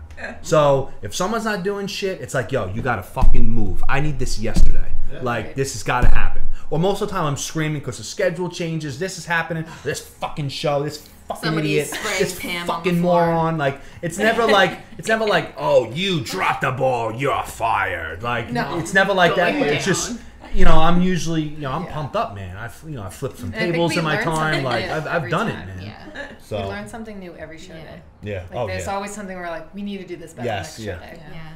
Every ride home from the show, he's it's like, what can we do better? What can we do better? He grills me on the way home. I'm like, I can't even process the day anymore. He's like, I need to know everything that happened that I wasn't aware of. Yeah, because I'm all over the place. I have to pick her brain. I'm like, everything. Listen, what did I miss today? What did I miss? Because I'm here, there. What did you pick up on backstage? So I need to know all this. There's a lot of show organizations and stuff like that run things differently or disorganized. Yeah. So right on the head, Javi. Question 6. From the one and only Sophie Brown. For Christine. Christine, I know you had an elbow surgery last season, and if I remember correctly, it kind of came up at the last minute before prep, and you had to put off competing. How did you mentally shift gears for that? Do you think you made the right decision? Do you feel your injury has had any effect on you, positive or negative? Well, take it away. Take it away. The injury came up actually 5 weeks into prep. So it wasn't right before. I was already 5 weeks. It was probably worse. It was. We wanted to make our debut together. Yes, I know. So sad. But anyway, I was in so much pain, and I couldn't take it anymore. So I went to the doctor. They did an MRI. They said, you have a torn tendon. Okay, fine. I told him, I said, I have to have surgery. I have to get this done because it's only going to get worse. And when they went in, they found a torn ligament as well. So the doctor knows the way I train, and he knows what I do. So I think he pushed out my recovery a little longer than he should have. Like for a normal person, he said 3 to 4 months maybe. He gave me 6 months. He said don't touch a weight for 6 months. But I didn't have any physical therapy. Okay. Because my range of motion was here when I went back in. He said, most people are here, you were here. He said, you don't need the physical therapy. But mentally, I sat back and I said, all right, I have to go 6 months without working out. What do I do? Right? Most people are like, you didn't train legs, you didn't do cardio. I was telling them before, I didn't do a damn thing. Nothing. I didn't go on the treadmill once. I didn't work out. He said maybe 1-2 pounds. I didn't do anything. I said, I am giving my body 7 months, because it was 7 months, to recover. And it was the best possible thing I could have done. Were you really anxious at first? At first, because in my mind was, oh my God, I'm going to gain a ton of weight. Right. I'm going to look like a slob. Kept my diet tight. I lost 8 pounds. Probably muscle. But it came right back on. Yeah, but the key is making that shift in the diet, because if your macros and your intake is so high, that's based on that activity. If your activity slashed, you have to really be on point. Did you walk, do cardio, anything? Nothing. Absolutely nothing. I don't do cardio unless I have to. Okay. He knows that. I don't do it in the off season. I never do it. Yeah. I'd rather just keep my diet tighter. And are you on your feet all day training? Or? All day long. Okay. So that's good. I'm walking all day. Yeah. Yep. So at least you're doing that. Not yes. Desk job all day. At least you're walking around. And if I had a different job, yes, I probably would have worked out a little bit more. Yeah. You were active, moving around. Yes. So you definitely made the right decision. Absolutely. 100%. Because it would have just gotten worse. Muscle memory. Well, that's what we had to deal with Angela. Yeah. Another one on the team. Bummed, but she just joined. I was looking forward to again doing stuff with her, and when she first started, I kept hearing stuff about the elbow, and I was like, here it comes. And then it turned out, she needed that surgery. So she talked to her. Sophie talked to her. Where's the end of this cord? And so you're prepping now for spring? Yes. And how do you feel mentally now, getting all the way back into it? I felt better. As soon as I started working out again, my strength was through the roof. I'm lifting weights heavier now than I have ever in my life. That's awesome. Yeah. Good for you. So I definitely needed the break. Because the prior year, I prepped probably close to 30-something weeks. Yeah, I spent too much time prepping. So. All right, so right decision. Yep. I guess it gives you a positive outlook, because you made the right decision, and you were out lifting for so long, so you're either going to fall off the wagon and never lift again, or you just appreciate it that much more. Absolutely. Yep, I appreciate it for sure. Do you feel like some people go back a little bit too early and kind of not heal all the way, and then 100%. They have like residual pain and like stuff that comes back, and you don't have anything right now? Exactly. That's awesome. 100%. I don't have any pain, nothing. There you go. Plus he said, take the time, take the 6 months, and then go back like you never, like you must be on top of the world right now. Oh my God. Talk about trusting the process. Yes.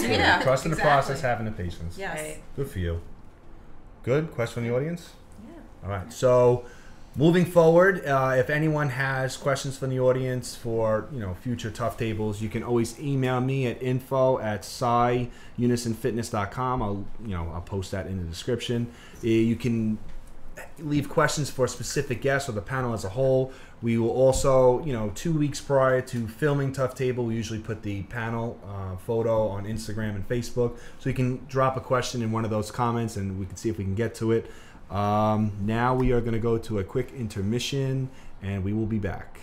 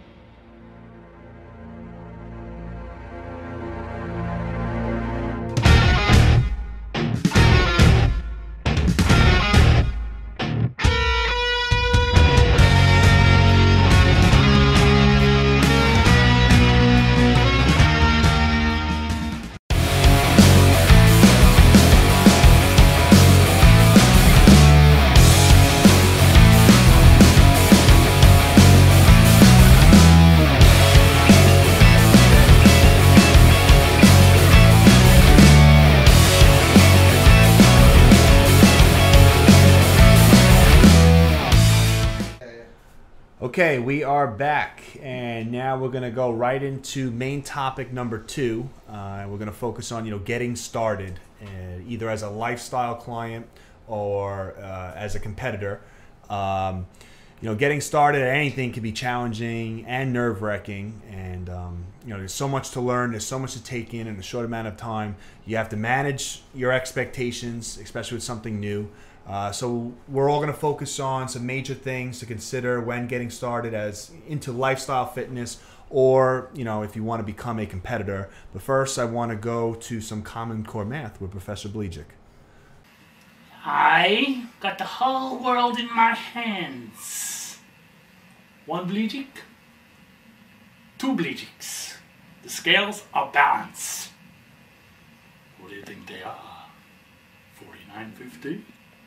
50-50? If the scales are balanced, how could it be 49-50, math whiz? It's like a half.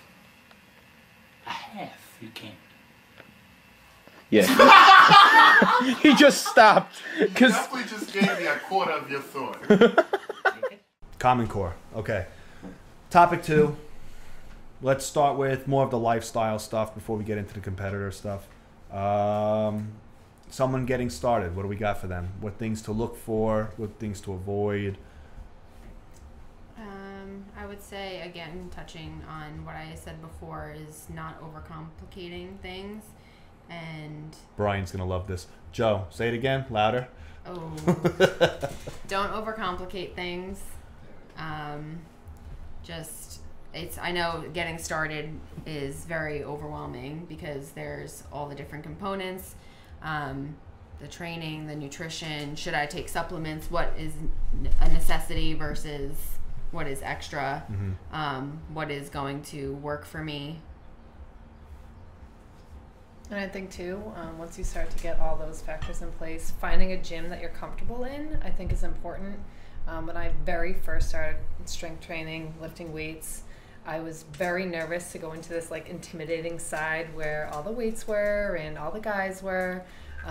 But you either have to kind of get in there and start getting over it, or if you feel that uncomfortable, you need to go find somewhere else that you feel comfortable in order to keep going forward. You don't want to keep making that your excuse, I don't want to go in there. Or skipping certain exercises because it's in a certain section. It's in a certain section, or there's certain people around. You kind of just have to decide that you're doing it and go for it. Find a gym that has a vibe that you like, people that you like. Yeah, and I've noticed too in gyms, once I get over there and I start doing my thing, people leave. They can't believe a girl is over there. And then most of the time you look around, you're the only one doing it right. So just because you sat there, you educated yourself, you got started, and I look around and I'm like, oh my God, what are these people doing? I can't even walk into a gym and I just want to yell at people all the time because it's so bad. It's so bad. If you're not comfortable or if you don't know what you're doing, you need to start with a trainer and somebody who's educated and knows what they're doing, because anybody can get a certification. Yep. If you are not educated, then you shouldn't be training people. Yes. Agreed. So again, starting off, definitely start off slow and start off with a trainer who's knowledgeable, and it's pretty easy to see who knows what they're doing and there's who nothing worse than looking at a trainer that needs a trainer. Right, absolutely. Yeah. And I see also some trainer, you want a trainer that's going to challenge you, but you don't want a trainer that's going to abuse you or push you too far. Well, what also too, a main thing, I've had to turn people down just based off my common sense, and I don't want people, someone does well on the team or a lifestyle client does well and their friends see it and it turns into a referral. When I talk to people, what me and you do is different. You're training in a gym. I'm online. So this is one of the big things. So if you're starting off, you have to make the decision. Do I need an online trainer or do I need an in-gym trainer? Right. If you know how to do the exercises and you feel comfortable, you can get away with an online trainer unless you really need the motivation. Yeah. But if you're starting off, I've had people oh, my friend did great with you, I want to sign up. I'm like, okay. What experience do you have at weight training? None. I'm like, online is not for you. Right. It's not for you.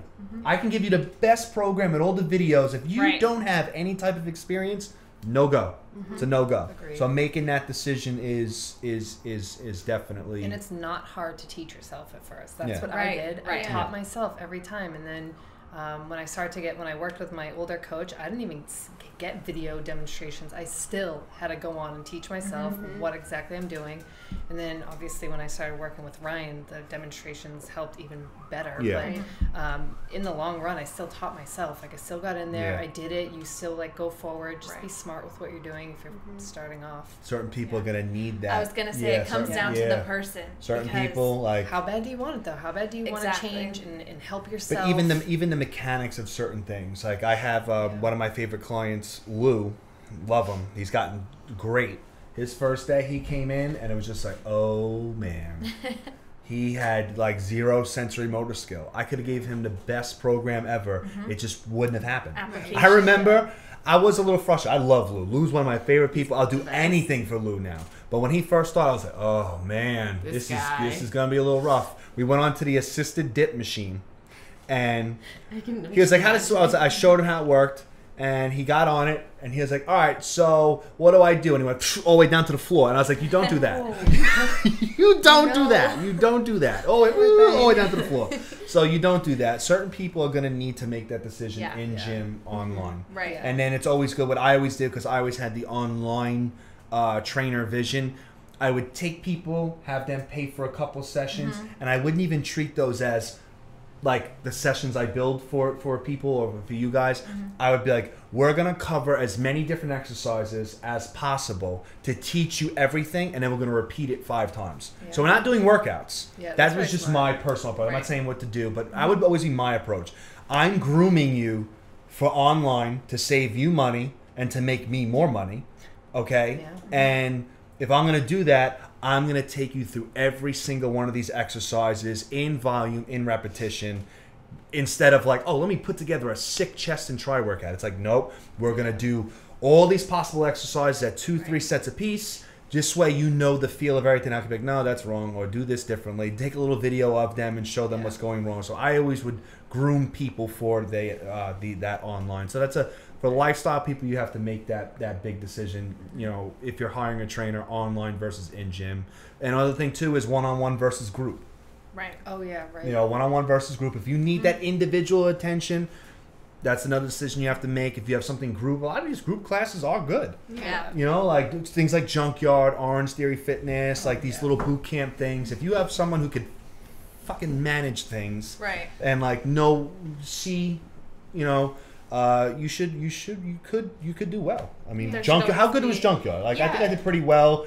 You start the you know, if you're a good trainer, you put like if you have a certain group, you put a stud in that group that can help. Right. You know, so you have like helpers within the system. Yeah. So, you should always have a progression and a regression for every single exercise. Yeah. Because you literally can have a class with somebody who can't even do a body weight squat and somebody who can squat 315 for reps. So that's like huge range. You have to always have that range. I think too. Sorry. No. When you first start off, I think you have to have an open mind. Yes. You can't get frustrated if you don't understand something and someone is trying to show you. So if a trainer keeps saying, no, like this is how you have to hold, you know, your elbows close, or how you're doing something or whatever, keep an open mind. They're not there to be like yelling at you. They just want to teach you to do it the right way. I've kind of helped family before, like just fundamentals, and sometimes we get frustrated. Did you copy and paste all my shit and get it to them? No. I just did like fundamentals. I was like just going through like mostly machines. I started like my family off with. I'm like, okay, do some of these machines, then you can move to some like free weights. But you know, I'm like, you gotta sit up straight. You know, you gotta always sit up straight. Position, like just simple things. And they think I'm like yelling at them. I'm like, no, like that's how you get hurt. Just keep your open mind that if you want to do it the right way, no one's trying to be mean to you about it. Right. I don't know. And then also in keeping an open mind, not being afraid to try new things, or not being in a rut and only doing like the one thing, you know, because somebody may just be doing just Zumba classes, but they could really benefit from weight training. Yeah. Or vice versa. Yeah, include both. I think that, you know, everyone should incorporate some sort of cardiovascular activity along with their training. Yeah. Also, too, lone reverse partner. You start something new. It's like I see people who, you know, I've seen over the years people sign up to a gym, and you know who's coming in by themselves that knows that they can do it on their own, or who's signing up in like a buddy system. Not that one's better than the other, but you know, you got to make that decision. Am I gonna go all the time on my own? Or do I have to have the buddy system where it's like, fuck, I don't feel like going. And then you get the phone call. It's like, hey, we're at 5 o'clock, right? It's like, fuck, fine. You know, so you got to make that decision too. You know, that buddy system. Do you need a partner or partners, or are you more of like a loner? I've done both. Both have been good. You know, I can obviously go off my own motivation. When I have partners around, it's kind of holds you back. Yeah, sometimes. Yeah, so you know, sometimes. That's for the competitors, though. Right. When you're a super competitor and you have a lifestyle person, yes, there will be that anchor, that anchor syndrome. But when if we're looking at this from a perspective of just truly lifestyle, you know, if that's what it's going to take to get you started, whatever it takes to get you going. And yeah, if that person is going to be there to be your spot all the time for exercises that you would feel more comfortable having a spot with, or if you just hate training legs, but you know that person's gonna be there. Do you train groups? Do you do like twos or stuff like that, or you just ones? I do ones, but I do the classes. Oh, so you have classes. Yeah. So nothing like training two people, like a buddy. I do, yes. Like if they'll share the hour. Okay. So each of them will pay for a half hour a month, 4 half hours a month, and they'll share the hour. Like buddy system. Okay. Yes. Well, you anything like Same that? thing. Okay. Groups, one-on-ones, okay. buddies.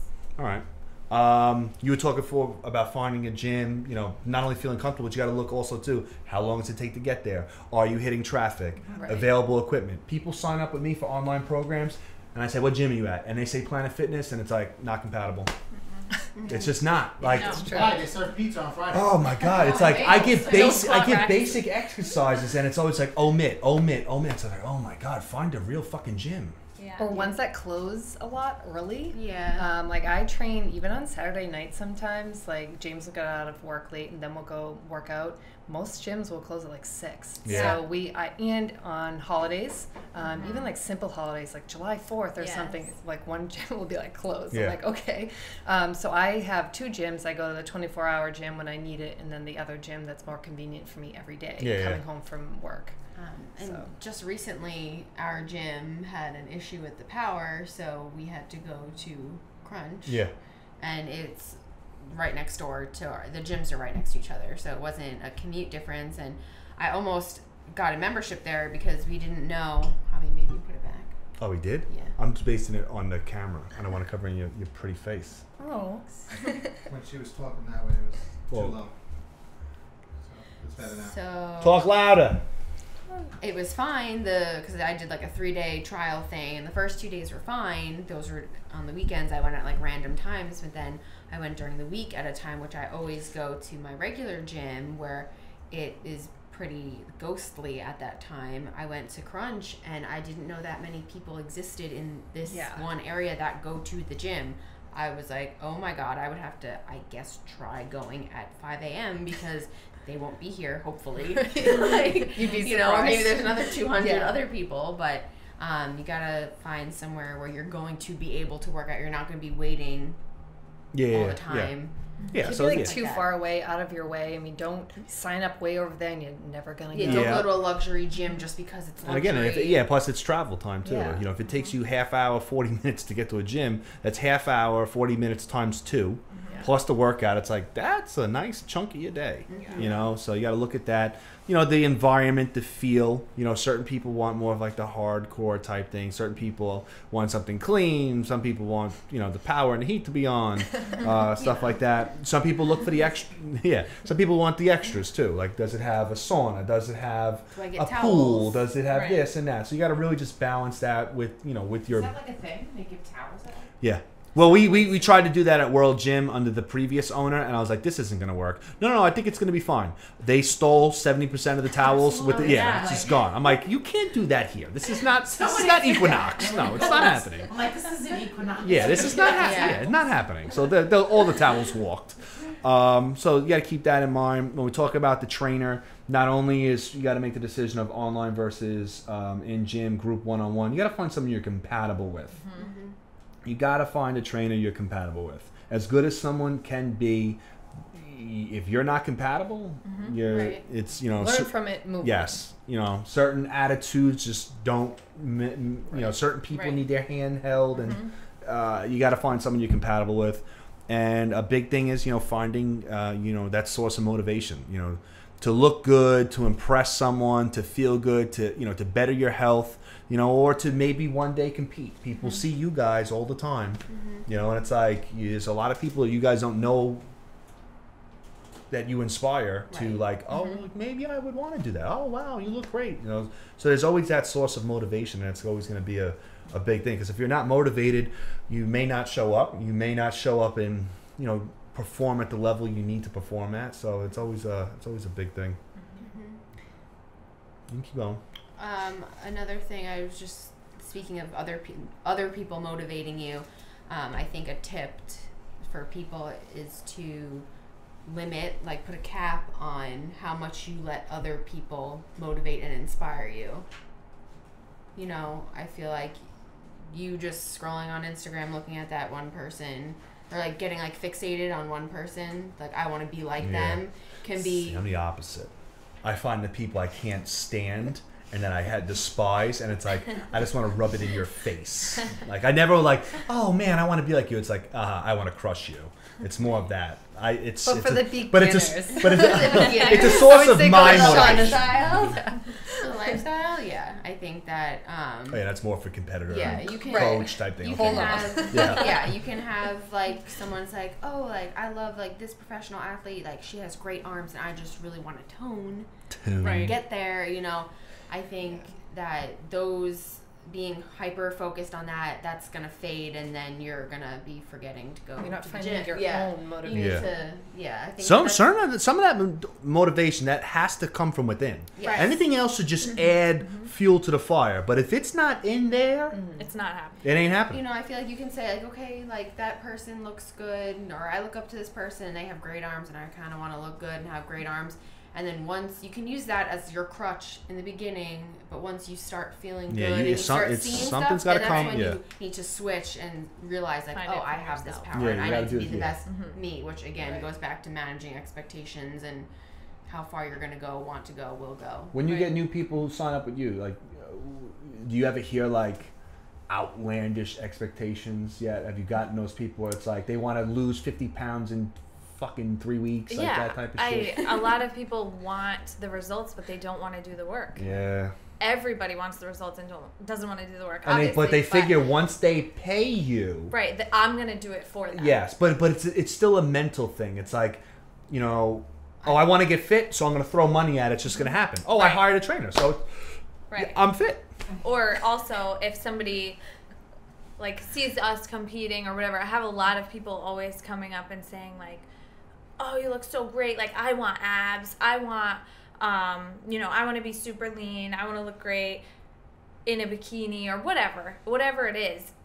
But they never realize how much work it takes. I always tell people it's a full-time job. Right. It's not just the hour in the gym. Right. Yeah. And I think people don't realize either, the extent of the workouts and how far you're really pushing yourself. As soon as I start to push some people, they're they back right off. It's oh, I can't. My heart's beating out of my chest. Yes, that's what happens. That's correct. But very observant. Bingo. Yeah. I always tell them it's not the hour in the gym; it's the 23 hours. Exactly. Yeah. There's only so much you can do you can't fucking as a babysit trainer. them all day. A lot of times I wish that I could do it for the people so that I could say, see, if you actually do it, it does work. Yeah. Right. But if you don't do it, it's not going to work. And you need to give everything a fair chance, too. Right. Yeah, people think a week is a fair chance. Right. People think, you work out for a week and it's oh, great. Or with even me, I send them macros and they didn't lose 17 pounds in 1 week. Right. And it's oh, what's happened? It's I don't know. I'm trying to find out. Or you do a couple sessions and after that first week, they feel like they got hit by a bus. But it's it's okay. It's not going to be. It's not always going to be. You'll adjust. Yeah. you can do the same workout, the same intensity, but the 5th time you're still not going to be as sore as the first time. Right. You're going to progressively get used to that. Keep an open mind. Keep going. And then if you really feel like nothing's happening, you know, then you can like communicate with your trainer and like maybe talk about other things. Yeah, but have an open mind. Keep going. Consistency. Yeah, consistency's everything. I was just gonna say that. Yep. We done with lifestyle? Yeah, Let's move on to competitors. So what you guys are saying was I can't just give you money and then... Oh, you can give me money anytime. Just look a certain anytime. Well, I pay for the gym like every month, but you know, never go. That was like John. Yo, that was like John. I did that too, John texted me. He was like, "Yo, the power's out." I'm like, "Yo, are you doing that weird like stalker thing again?" And he's like, "No, I got the email." I'm like, "Why the fuck is World Gym sending you an email?" He's like, I'm still a member. I'm like, "Oh my god." Been in like 5 oh years. my god. So I told him, I was like, "John, if you're willing to give away that $20." I said, when I open up my facility, yo, just pay me $20. If you're gonna get rid of it, yo, I'll take it. Like, I'll just take it. But yeah, you know, you can't just throw money at things. Yeah. Competitors, whole nother ball game. A lot of other shit. But some of the stuff still, I feel, applies. Online trainer versus in-gym trainer. Okay. Finding a good coach that again you're compatible with. Or unless you want to coach yourself or whatever. But you know, if you're gonna find a coach, someone who's good and you're compatible with. The whole idea of loner versus partner, that gets difficult though. When people sign up with me and they're competitors and then they get their buddy who's not a competitor, it's like, oh, can we have the same schedule? I'm like, no, I'm not sitting here managing 2 people's time and getting it in sync. Then one of you guys miss a day and then I'm like, my whole day is on you two. Not happening. So loner versus partner, if you have that person who's, I don't want to, not in a bad way, but if they're underneath you and they can just go at your flow, then fine. Like, well, yeah, I mean, I always train alone anyway, but, you know, like some people will be like, oh, you want to like train together one day? And if I'm in prep, I just straight out say no. Yeah. It's not going to happen. Like, I need to be focused. I need to just do my own thing and not that I'm better than anyone, but I can't be teaching you the mechanics if it's like I have like this rest period. I can't be showing you unless they're subservient to your workout. Because I went through most of my shows with either Sacco or Dula as my training partners, and it was always my workout. Sacco, I just had to shut him up quick. Dula just goes with the flow, but it was always my workout. It felt good to have them there. Good spots, you know, good motivation. So I had partners. I've been a loner too, but I had those good partners. You also trained both of them, right? Yeah. So they like understood. Oh yeah, they know the semantics of my workout, so they could pick up the phone and see what we're doing next. It's not like, what the fuck does this mean? Right. Like they always knew. So that stuff, a lot of that stuff applies to lifestyle and competitor. But when you start getting into competitors, it's the big ones. We're talking about posing, and I always say that sometimes that this is going to be harder than the training and the diet. It is. It is. You know, the posing. To have the posing down. Even with the bikini stuff, it's different. It's like you have to have more of a flow, but then you get into figure, fit body, and that stuff. There's not much flow, but you have to have every single muscle at all times flexed and not look like you're dying or taking a shit. In the bodybuilders too, like I don't even know. Yeah, it gets crazy. You know, so doing that, you know, focusing on that posing is a key. If you're new to competing, you're thinking about competing, you need to focus on the posing. You can't wait to fucking 8 weeks out to start. Like, it's going to be a panic then. And that's what some new people do. I tell them, like, oh, hey, you need to come in for posing. Oh, yeah. They come in at 8 weeks, and I destroy them. And they're like, oh, my God, I have so much work to do. It's like, this is why I told you to start early. Especially if you're bodybuilding. You know, bodybuilding, fit body, stuff like that. You have all your mandatories. Okay, so we do all these, you know, you quarter turns, and then it's like, all right, so now we need to perfect in fit body 5 poses, and in bodybuilding it's like 9, and we got to find your specific pose, what fits you. Now you have to activate all these different muscles. Yeah, you have to have your leg back and activate your hamstrings and pull it through your glute. Like, let's have a fucking party. We can spend a day on just that. Yeah. So it's better to focus on that posing and start, you know, early out. Yeah, you know, do not count that out. Yeah. If you were thinking about it, do not count that out. That is a huge piece of the puzzle. When we would do posing this past season, it would always be at night after I trained, after he was done doing his work, and it'd be like 8, 9 o'clock at night, and I would just be like so dead. Yeah. It would take a lot out of you just doing it, but you gotta get it done. But you're so dead, and when you're on stage and you start to get tired. Yeah. Yep. It paid off, didn't it? Yeah. Yeah. Yeah. Then you also get into you know, more so for the females. There's still for the males too, but definitely more for the females. The suit, picking the right suit color, the stones, the stone pattern, the fit, all that shit. Like it you know, it adds up. And it also adds up in cost. A lot of people think they want to do a show, and they don't realize, like, okay, I need... Needs a budget. I need to pay the membership for the federation. If I'm doing multiple federations, that's multiple membership fees. You got to pay the show. Amateur you got to pro. pay... amateur versus pro. That hit me this year. You got to pay for the show. You have to pay if you're crossing over. You have to pay for poly. You have to pay for all this shit. Hotel if you're traveling. For us, it's, you know, they would be paying for a trainer's pass anyway, but for us, there's the fee for the staff. If you need hair and makeup, it's like all this shit starts to add. Jewelry, shoes if you're starting off new. All these things will start to add up. So you need to be aware of that. It's not to scare people away, but it's like you can't just be like, yeah, I'm competing and try to wing it, and at 8-10 weeks, it's like, oh my God, I got this and this and this, and then before you know it, you're screwed. At the same time, you also don't have to go with what everyone else goes with, and like you can find something cheaper or more efficient, stuff like that. It doesn't have to be high top quality because people will spend a lot of money on jewelry and not do their research and kind of find spend $110 on heels, and it's like 110. Some Instagram chick makes these shoes or whatever, puts rhinestones on them, whatever, does like custom orders.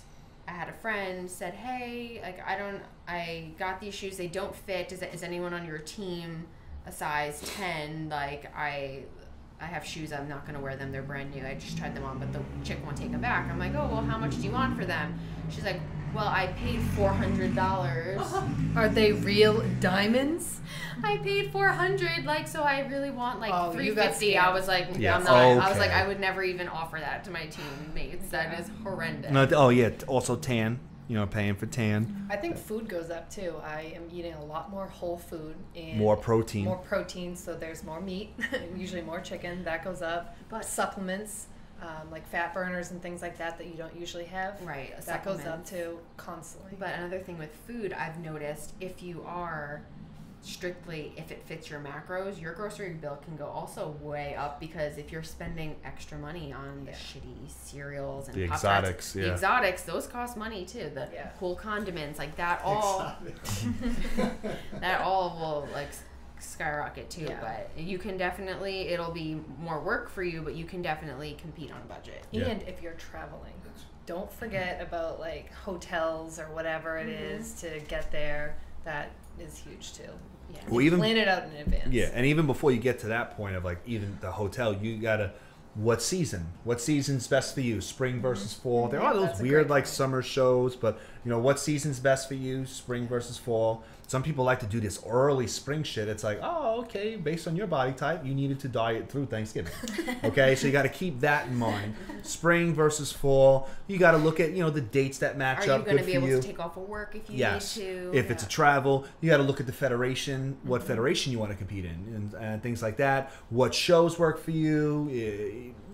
Certain promoters have a good reputation for running good shows. So you got to look into stuff like that. That's always going to add, you know, that's just another thing you need to know. If you have a good coach, that coach should know, you know, what would be, where to direct you. But if you're on your own, it's a lot to worry about. We talked about the cost. Another big thing is the banned substance list. You have to be aware of the banned substance list for your federation.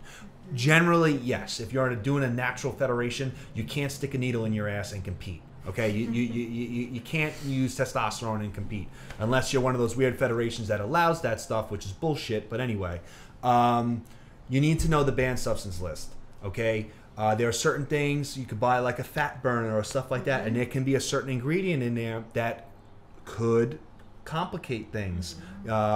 even your medications that you take on a day-to-day basis. Yeah, you need to know. There are natural supplements that you can take too. You can just go buy at the store off the shelf that are Sudafed.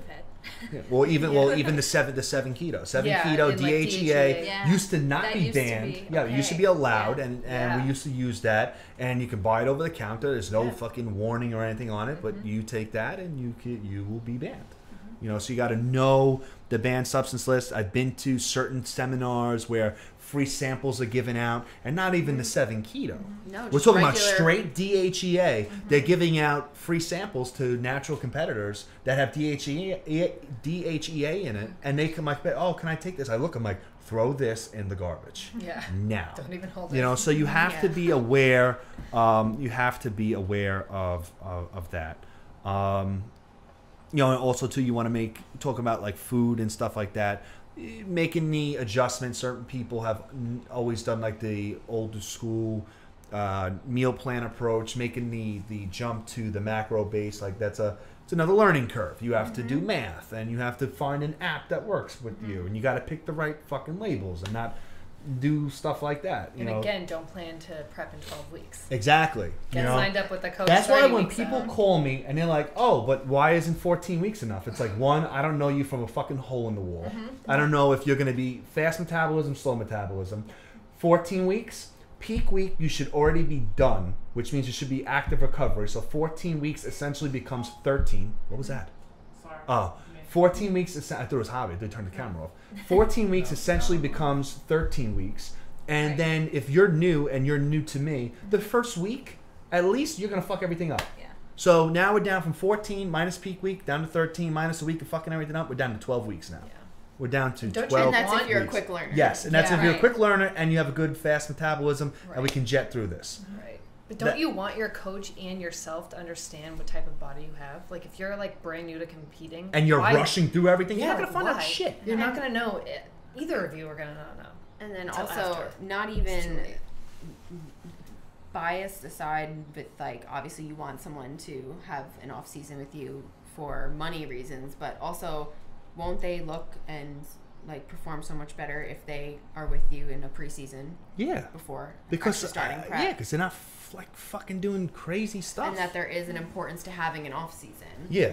You know, off season is not like let me get fat and then I'll go sign up with my coach and he'll fix like everything. Trendy now. Yeah, it's just like and I gotta fix all this shit. It's just like, oh my god. Yeah, so that's another thing. That's why I do like preseason, off season rate is different than prep. It's cheaper, but then after someone competes, I give a discount for the next 2 or 3 months. Like I eat that money because it's like, all right, I'm going to lower this price because they probably spent a lot of money on this whole thing anyway. But I'm going to lower this price and lose money because I want my hand in the pot for that.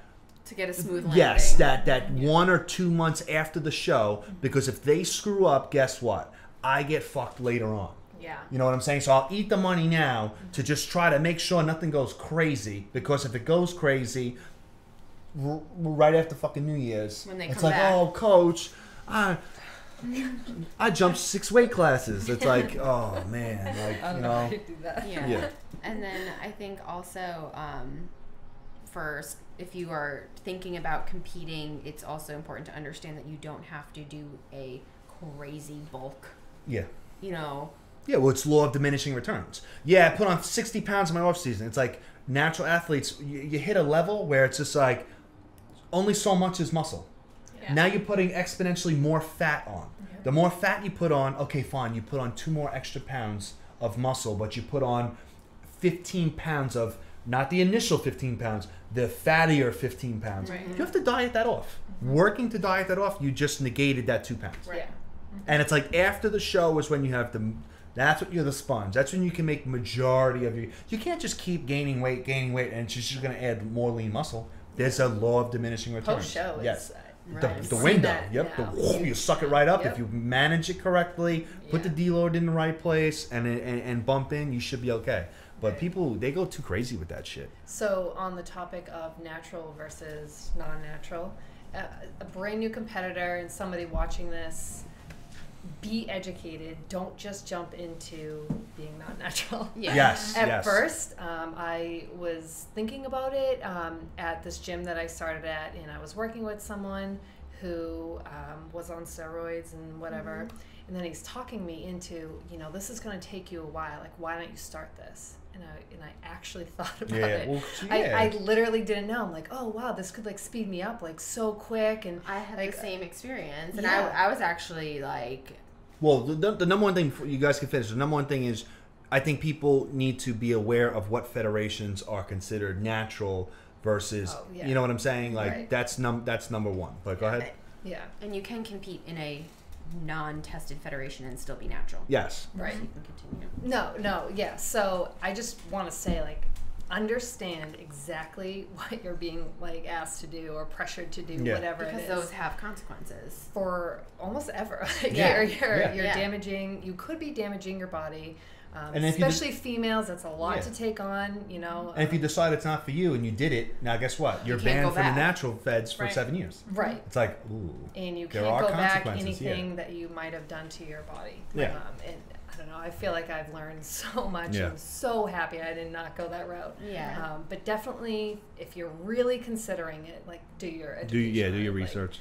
And give your body a chance naturally to evolve. Don't be 18 and jump into stuff. Right. You go and you go and you go and you get older and you just realize like you're putting in exponential effort and you're getting no reward or you're stuck.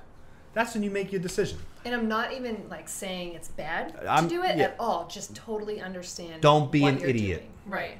I mean, people do it. I have no problem. I mean, good for you. That's your life, your body. You look amazing and great, but just understand. Yeah, it's not just like, oh yeah, I'm fine now. Everything's cool. Right. And I think a lot of people too look to those organizations that aren't natural because they're larger or they're more popular or they think they're going to get sponsorships out of it and then they almost like don't respect the natural league as much because it's on a smaller scale. Which is unfortunate.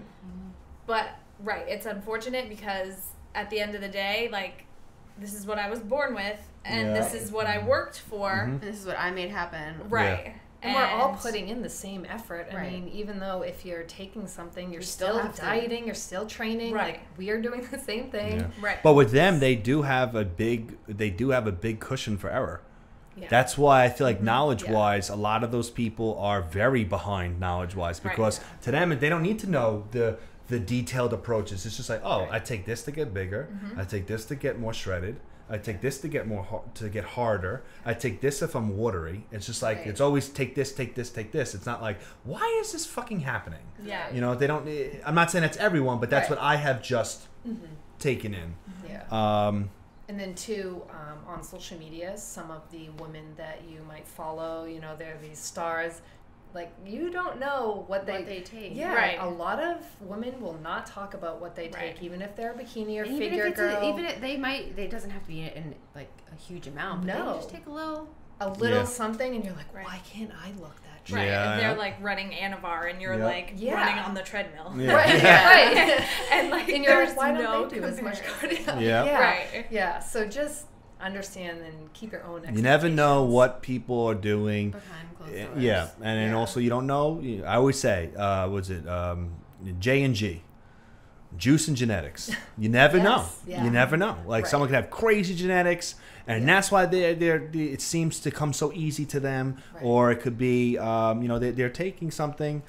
It's not everybody, but I'm just saying you need to be aware that is part of the overall community. You can't just look and be like, yeah, I'm going to put in all the work and I'm going to look like that. No, you may not. Right. So, that could also, we talked about motivation before as a lifestyle client. You got to make sure you have the motivation, proper motivation as a competitor. To win, I think should be good enough, but, to do your absolute best at something, to beat someone, I like that. I like beating certain people. I don't ever look at someone and say, I want to be like them. It's always like I said before, I want to crush you. That's just how I am. To prove someone something wrong, or to, I liked early on when I was a competitor, not as a coach, wanted to crush people. I liked learning what I was made of. Because when I did my first prep, I've always said I've played football, I've played basketball, I played soccer for a day. He was 5. I said I can't. I said I will not run around, kick that ball around, chase it. It's not happening. With this sport, you need 100% training. The 100% with the food. It's emotional, physical, mental, spiritual at 100% all the time. It's not like basketball. You have practice, you have a game. Oh, the next game's in a couple. It's like every meal, every rep, every fucking like day. It's a full-time yes, job. You learn what you're made of. So that was a good motivation for me. Like when I first started. So yeah, good. We good? Javi, are you motivated? You gonna compete, Javi? Yeah. At a chicken wing eating contest. Pretty much, yeah. Should have an eating contest. I would win, maybe. Nah, you haven't beaten me. Well, I don't know. I chew now, so you may have a shot. You may have a shot. I eat a lot, like a lot. You must have a nice metabolism. No. He said no. I'm the biggest I've ever been. I just wear baggy clothes. Can't tell. Woof. God gets ready for that tux. The Sci-Unison fatness. We gotta slip that A in. We were thinking about doing like a golden ticket thing. Yeah, we'll make one shirt because it's only changing one letter. So it'll be the SUF Sci-Unison Fitness, but one fatness. And if you get that shirt, you win nothing. But still, You should win something to go eat. Yeah, you get like a gift certificate or somewhere to go eat something. $5. We should do that. The Sci-Unison Fatness Challenge. We are doing Well, it. like that and that other one too. I look better on Instagram. Oh yeah. Oh, that's a good one. Okay, so we are done with topic 2. We are going to go now into someone at this table. All right, someone at this table. Guest number 1. I am allergic to lima beans and I hate penguins. Okay. So we'll do. Oh yeah. No. Right. 1 through 5, and then fill it in. And you can look here as I read it, or So 1 through 5, write all the names. Guest number 2. I have dressed up multiple times as an alligator mascot. Guest number 3. I have a congenital heart defect. Guest 4. I used to have horrible stage fright and refused to perform at dance recitals and gymnastic competitions. And guest number 5. When I was younger, my favorite Winter Olympics event was figure skating, and when the games were over, I would get extremely upset. Okay. So 1 through 5. Mark everyone down. All right, here we go. Oh, I almost used that again. So guest number 1. I'm allergic to lima beans and hate penguins. Who you have? Ryan. Bree. Oh, let me zoom out. Whoa, Jason. I wasn't zooming. What do you have? Taylor. Wait, no, it's you. Sorry. Wait. You messed up yourself. I know it's me. Oh, okay. Okay. Wait. You put yourself. Wait, no, yeah. So who? No. I didn't know how you were doing this. Oh no, you're gonna guess. Like, so that's you. So you write down you. Okay. Yeah, me. Well, you didn't say that. Okay, so you guess you. So that's her. I put Taylor. Taylor. Okay, so the only the only one who gets a point is Christine. Okay. So the one who is allergic to lima beans and hates penguins and almost forgot about it is Christine. Okay. You didn't go over the rules. Okay, guess 2. I have dressed up multiple times as an alligator mascot. Me. And it is Taylor. I Taylor. didn't know. I put Shauna. I put you. You put me? Okay. So I used to work for a minor league baseball team. Oh, okay. So that point goes to... Look, guys, I'm losing. Oh, yeah. Wow. Uh-oh. Yeah, right. Taylor. Yeah, but that doesn't work out. And Shauna. Guess number 3. The heart defect. I put Christine. I put Christine also. Sorry, girl. Damn, Chris. I know. She put I Ryan. put you. And the answer is Brianna. Really? Yeah. Right. Yeah, I didn't know that Before either. on Yeah. She told me about it the other day. I did have you, but then I switched it for the next one. Oh, You said that's you were a funny. gymnast. Yeah, I put you as that one. Used to have horrible stage fright. Used to refuse to perform at dance recitals and gymnastic competitions. Who do you I have? put Brie. Brianna. Me. Shauna. I put Bree Bree. too. I And put Christine. So Okay, that so means Shauna. Ryan's number 5. That's why I kept my mouth shut when they were like, we're gymnasts. So I was going to be like, me too. And I was like, wait, I haven't the village. And guess 5, when I was younger, my favorite Olympic winter sport was figure skating. It was me. You guessed, damn it. Yo, I used to like cry when it was over. I was like 3. Oh my God. And so, anyone else gets something? Okay, so who gets the point? Only Shauna. The winner of the combined points tally for Tough Table Trivia and Summon at this table is Brianna with 9 points. Blew it out of the park. So here we go. This is yours. Tough. First time and small. Here we go. Let's see. Nice. Woo. Nice. Okay, congratulations. All right, what do we got next? Okay. And we are going to go now into a new segment. It's called the Coach's Corner, and I will be probably talking shit in that. So, yeah, enjoy. Welcome to Coach's Corner. Today I wanted to focus on something that's talked about a lot in the sport of bodybuilding, strength training, all that stuff, and even for lifestyle people, the concept and the idea of genetics and genetic potential. So it seems like with genetics, the people who don't have good genetics in terms of muscle building and bodybuilding are the ones who are always, you know, talking about it and focusing on it. And the ones who have great genetics are always the ones who are trying to downplay it, trying to, you know, say, oh, genetics, they don't play much of a role. It's all hard work. Don't get me wrong. You can have the greatest genetics, but if you don't put in the work, you don't apply yourself, if you're not consistent, you're never going to reach your genetic potential. You're never going to excel. All right? But genetics and genetic potential are the end-all, be-all. So what I notice a lot on social media is there are people who have, you know, in terms of bodybuilding and physique aesthetics, have good or great genetics, and what they do is they post a picture of them when they were like 12 years old and they were skin and bones, and then they go through this big post saying, oh, you know, screw genetics, like look at the work I've put in. Like, yeah, not downplaying your work at all, but let's look into this a little more. All right, so let's pull out these 2 glasses here.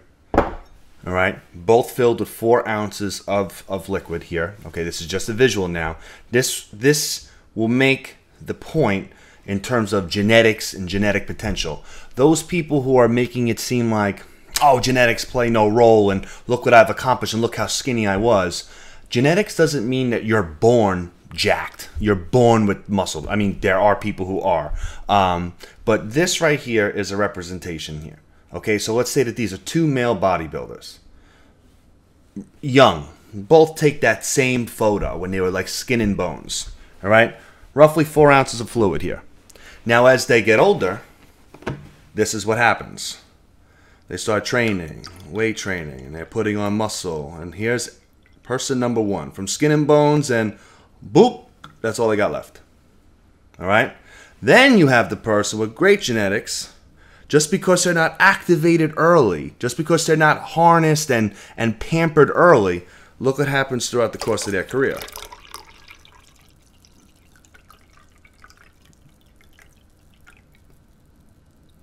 Okay, so obviously one person genetically has more muscle building potential. One person has a better genetic potential in terms of muscle building and aesthetics. Doesn't matter how hard each one of these people, if they can both put in maximum effort, have the best training program, have the best coach, and really give it their all in the kitchen 100%, but the person with the higher genetic potential is always going to be better.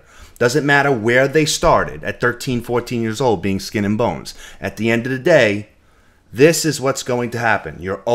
Everybody's going to have a ceiling. It's just whose ceiling is lower and whose ceiling is higher. So, again, not to downplay genetics. People with great genetics, they still have to put in work. But you got to be aware now. The people who are here are usually focusing too much on genetics, and the people here are usually saying, no, genetics have no role in this. Genetics have a big role, but so does hard work. But you got to be aware of your own genetic potential, your own ceiling in relation to other people. And mainly, the only thing you can do at the end of the day is to focus on yourself and to fill your glass to the top. It's pretty good. Well, I mean, it's INTRA from NutriBoss, so it's always going to be good. If I'm going to leave you guys with 3 words, it's get it done. Simple as that. And that was amazing, wasn't it? That That was amazing. That was life-changing. Yes, it was. Okay, so that pretty much sums up most of the episode. I want to take a moment now to go and do our last lap around the table. So we will start on this side with Taylor. So go ahead. Great. So I just want to thank you, Ryan, again for having me on Tough Table. It was a blast as always. I hope that if you are interested in a healthier lifestyle or being a competitor, that you learned something here today. And I just want to say good luck to all the spring competitors prepping and getting ready to go. You two included. Yeah. Thank you. Is it my turn? Yes. Yeah, you're next. All right. Well, I want to thank everyone for making the trip out. We had everybody make the trip. Oh, yeah. They're not local. Yeah, except for Oh, Javi. yeah. That's He right, yeah. lives down the block. So thanks for taking extra time out of your day. And Yeah, I we think appreciate it. This is a really good episode. It's really good for people who need those tips. And I just think that we offer a lot of good stuff. So I hope you enjoyed that. I want to thank everyone for the support that I received after Worlds and leading up to Worlds. That was really cool. And I appreciate everything from everyone. Yeah. It looks good on you. Go ahead. Oh, and congrats to you being on like 5 posters this year. And congrats to you for getting your master's degree. Oh, yeah, That's more important than this shit. Oh my gosh. You made it. I did. And you made it too. You made it on the world's poster. Yeah. So yeah, good luck to everybody competing in the spring. I know we have a lot of bombs that are going to be dropped, so Nukes I'm everywhere. excited. I want everyone. Flashes, then ashes. Yeah, That's what nobody they say. sleep on anybody because you don't know what's coming. Mm-hmm. That's all I have to say. Yep. For me, it's always, I'm going to send a thanks to Initium Eyewear, the best in eyewear, whether it be stylish glasses, computer glasses, anything like that. He always hooks me up, so I appreciate that. Always thank you to NutriBio for always supporting Sci-Unison Fitness, myself, Tough Table, for sending us the great products to give away to the guests.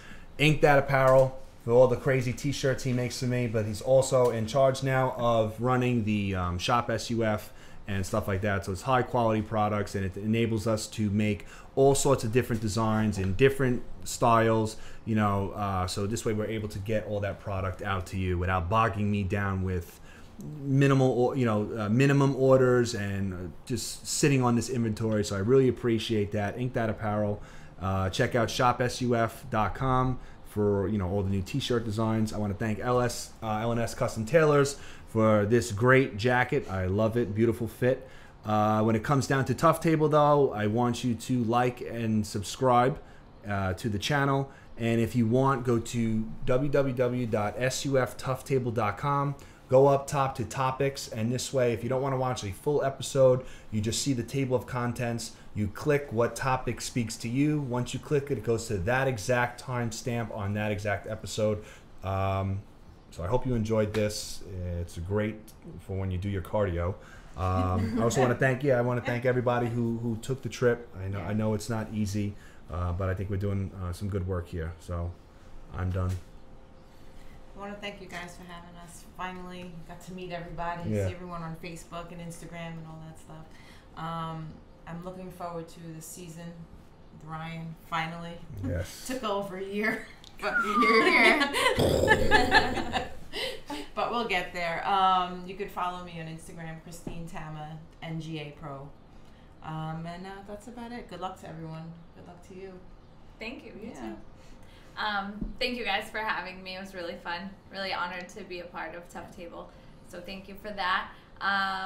Really looking forward to this season. First pro show. Debut, yeah. Woo. New level. Yeah, you guys will be at the same show. Yeah. Oh, awesome. Should be doing Pro Bikini at in Mass. Boston? Yeah. Okay. Awesome. Nice. And you'll probably be staff. Yep, she'll be staff. Okay. Oh yeah. So here we go. We're coming in. The Tough Table crew is coming in. Together. I don't think we've ever worked. The Tough Table crew. And I just want to say, if you're first getting started in fitness, take it slow and stay consistent. All right, good. That's all right, so episode 12 is in the books. Stay tough, peeps. Right, hold them up, hold them up. Javi, where's yours? We gotta get Javi in there. And Javier is behind. Just there we go. There we go. So thank you everybody, and hope you enjoy.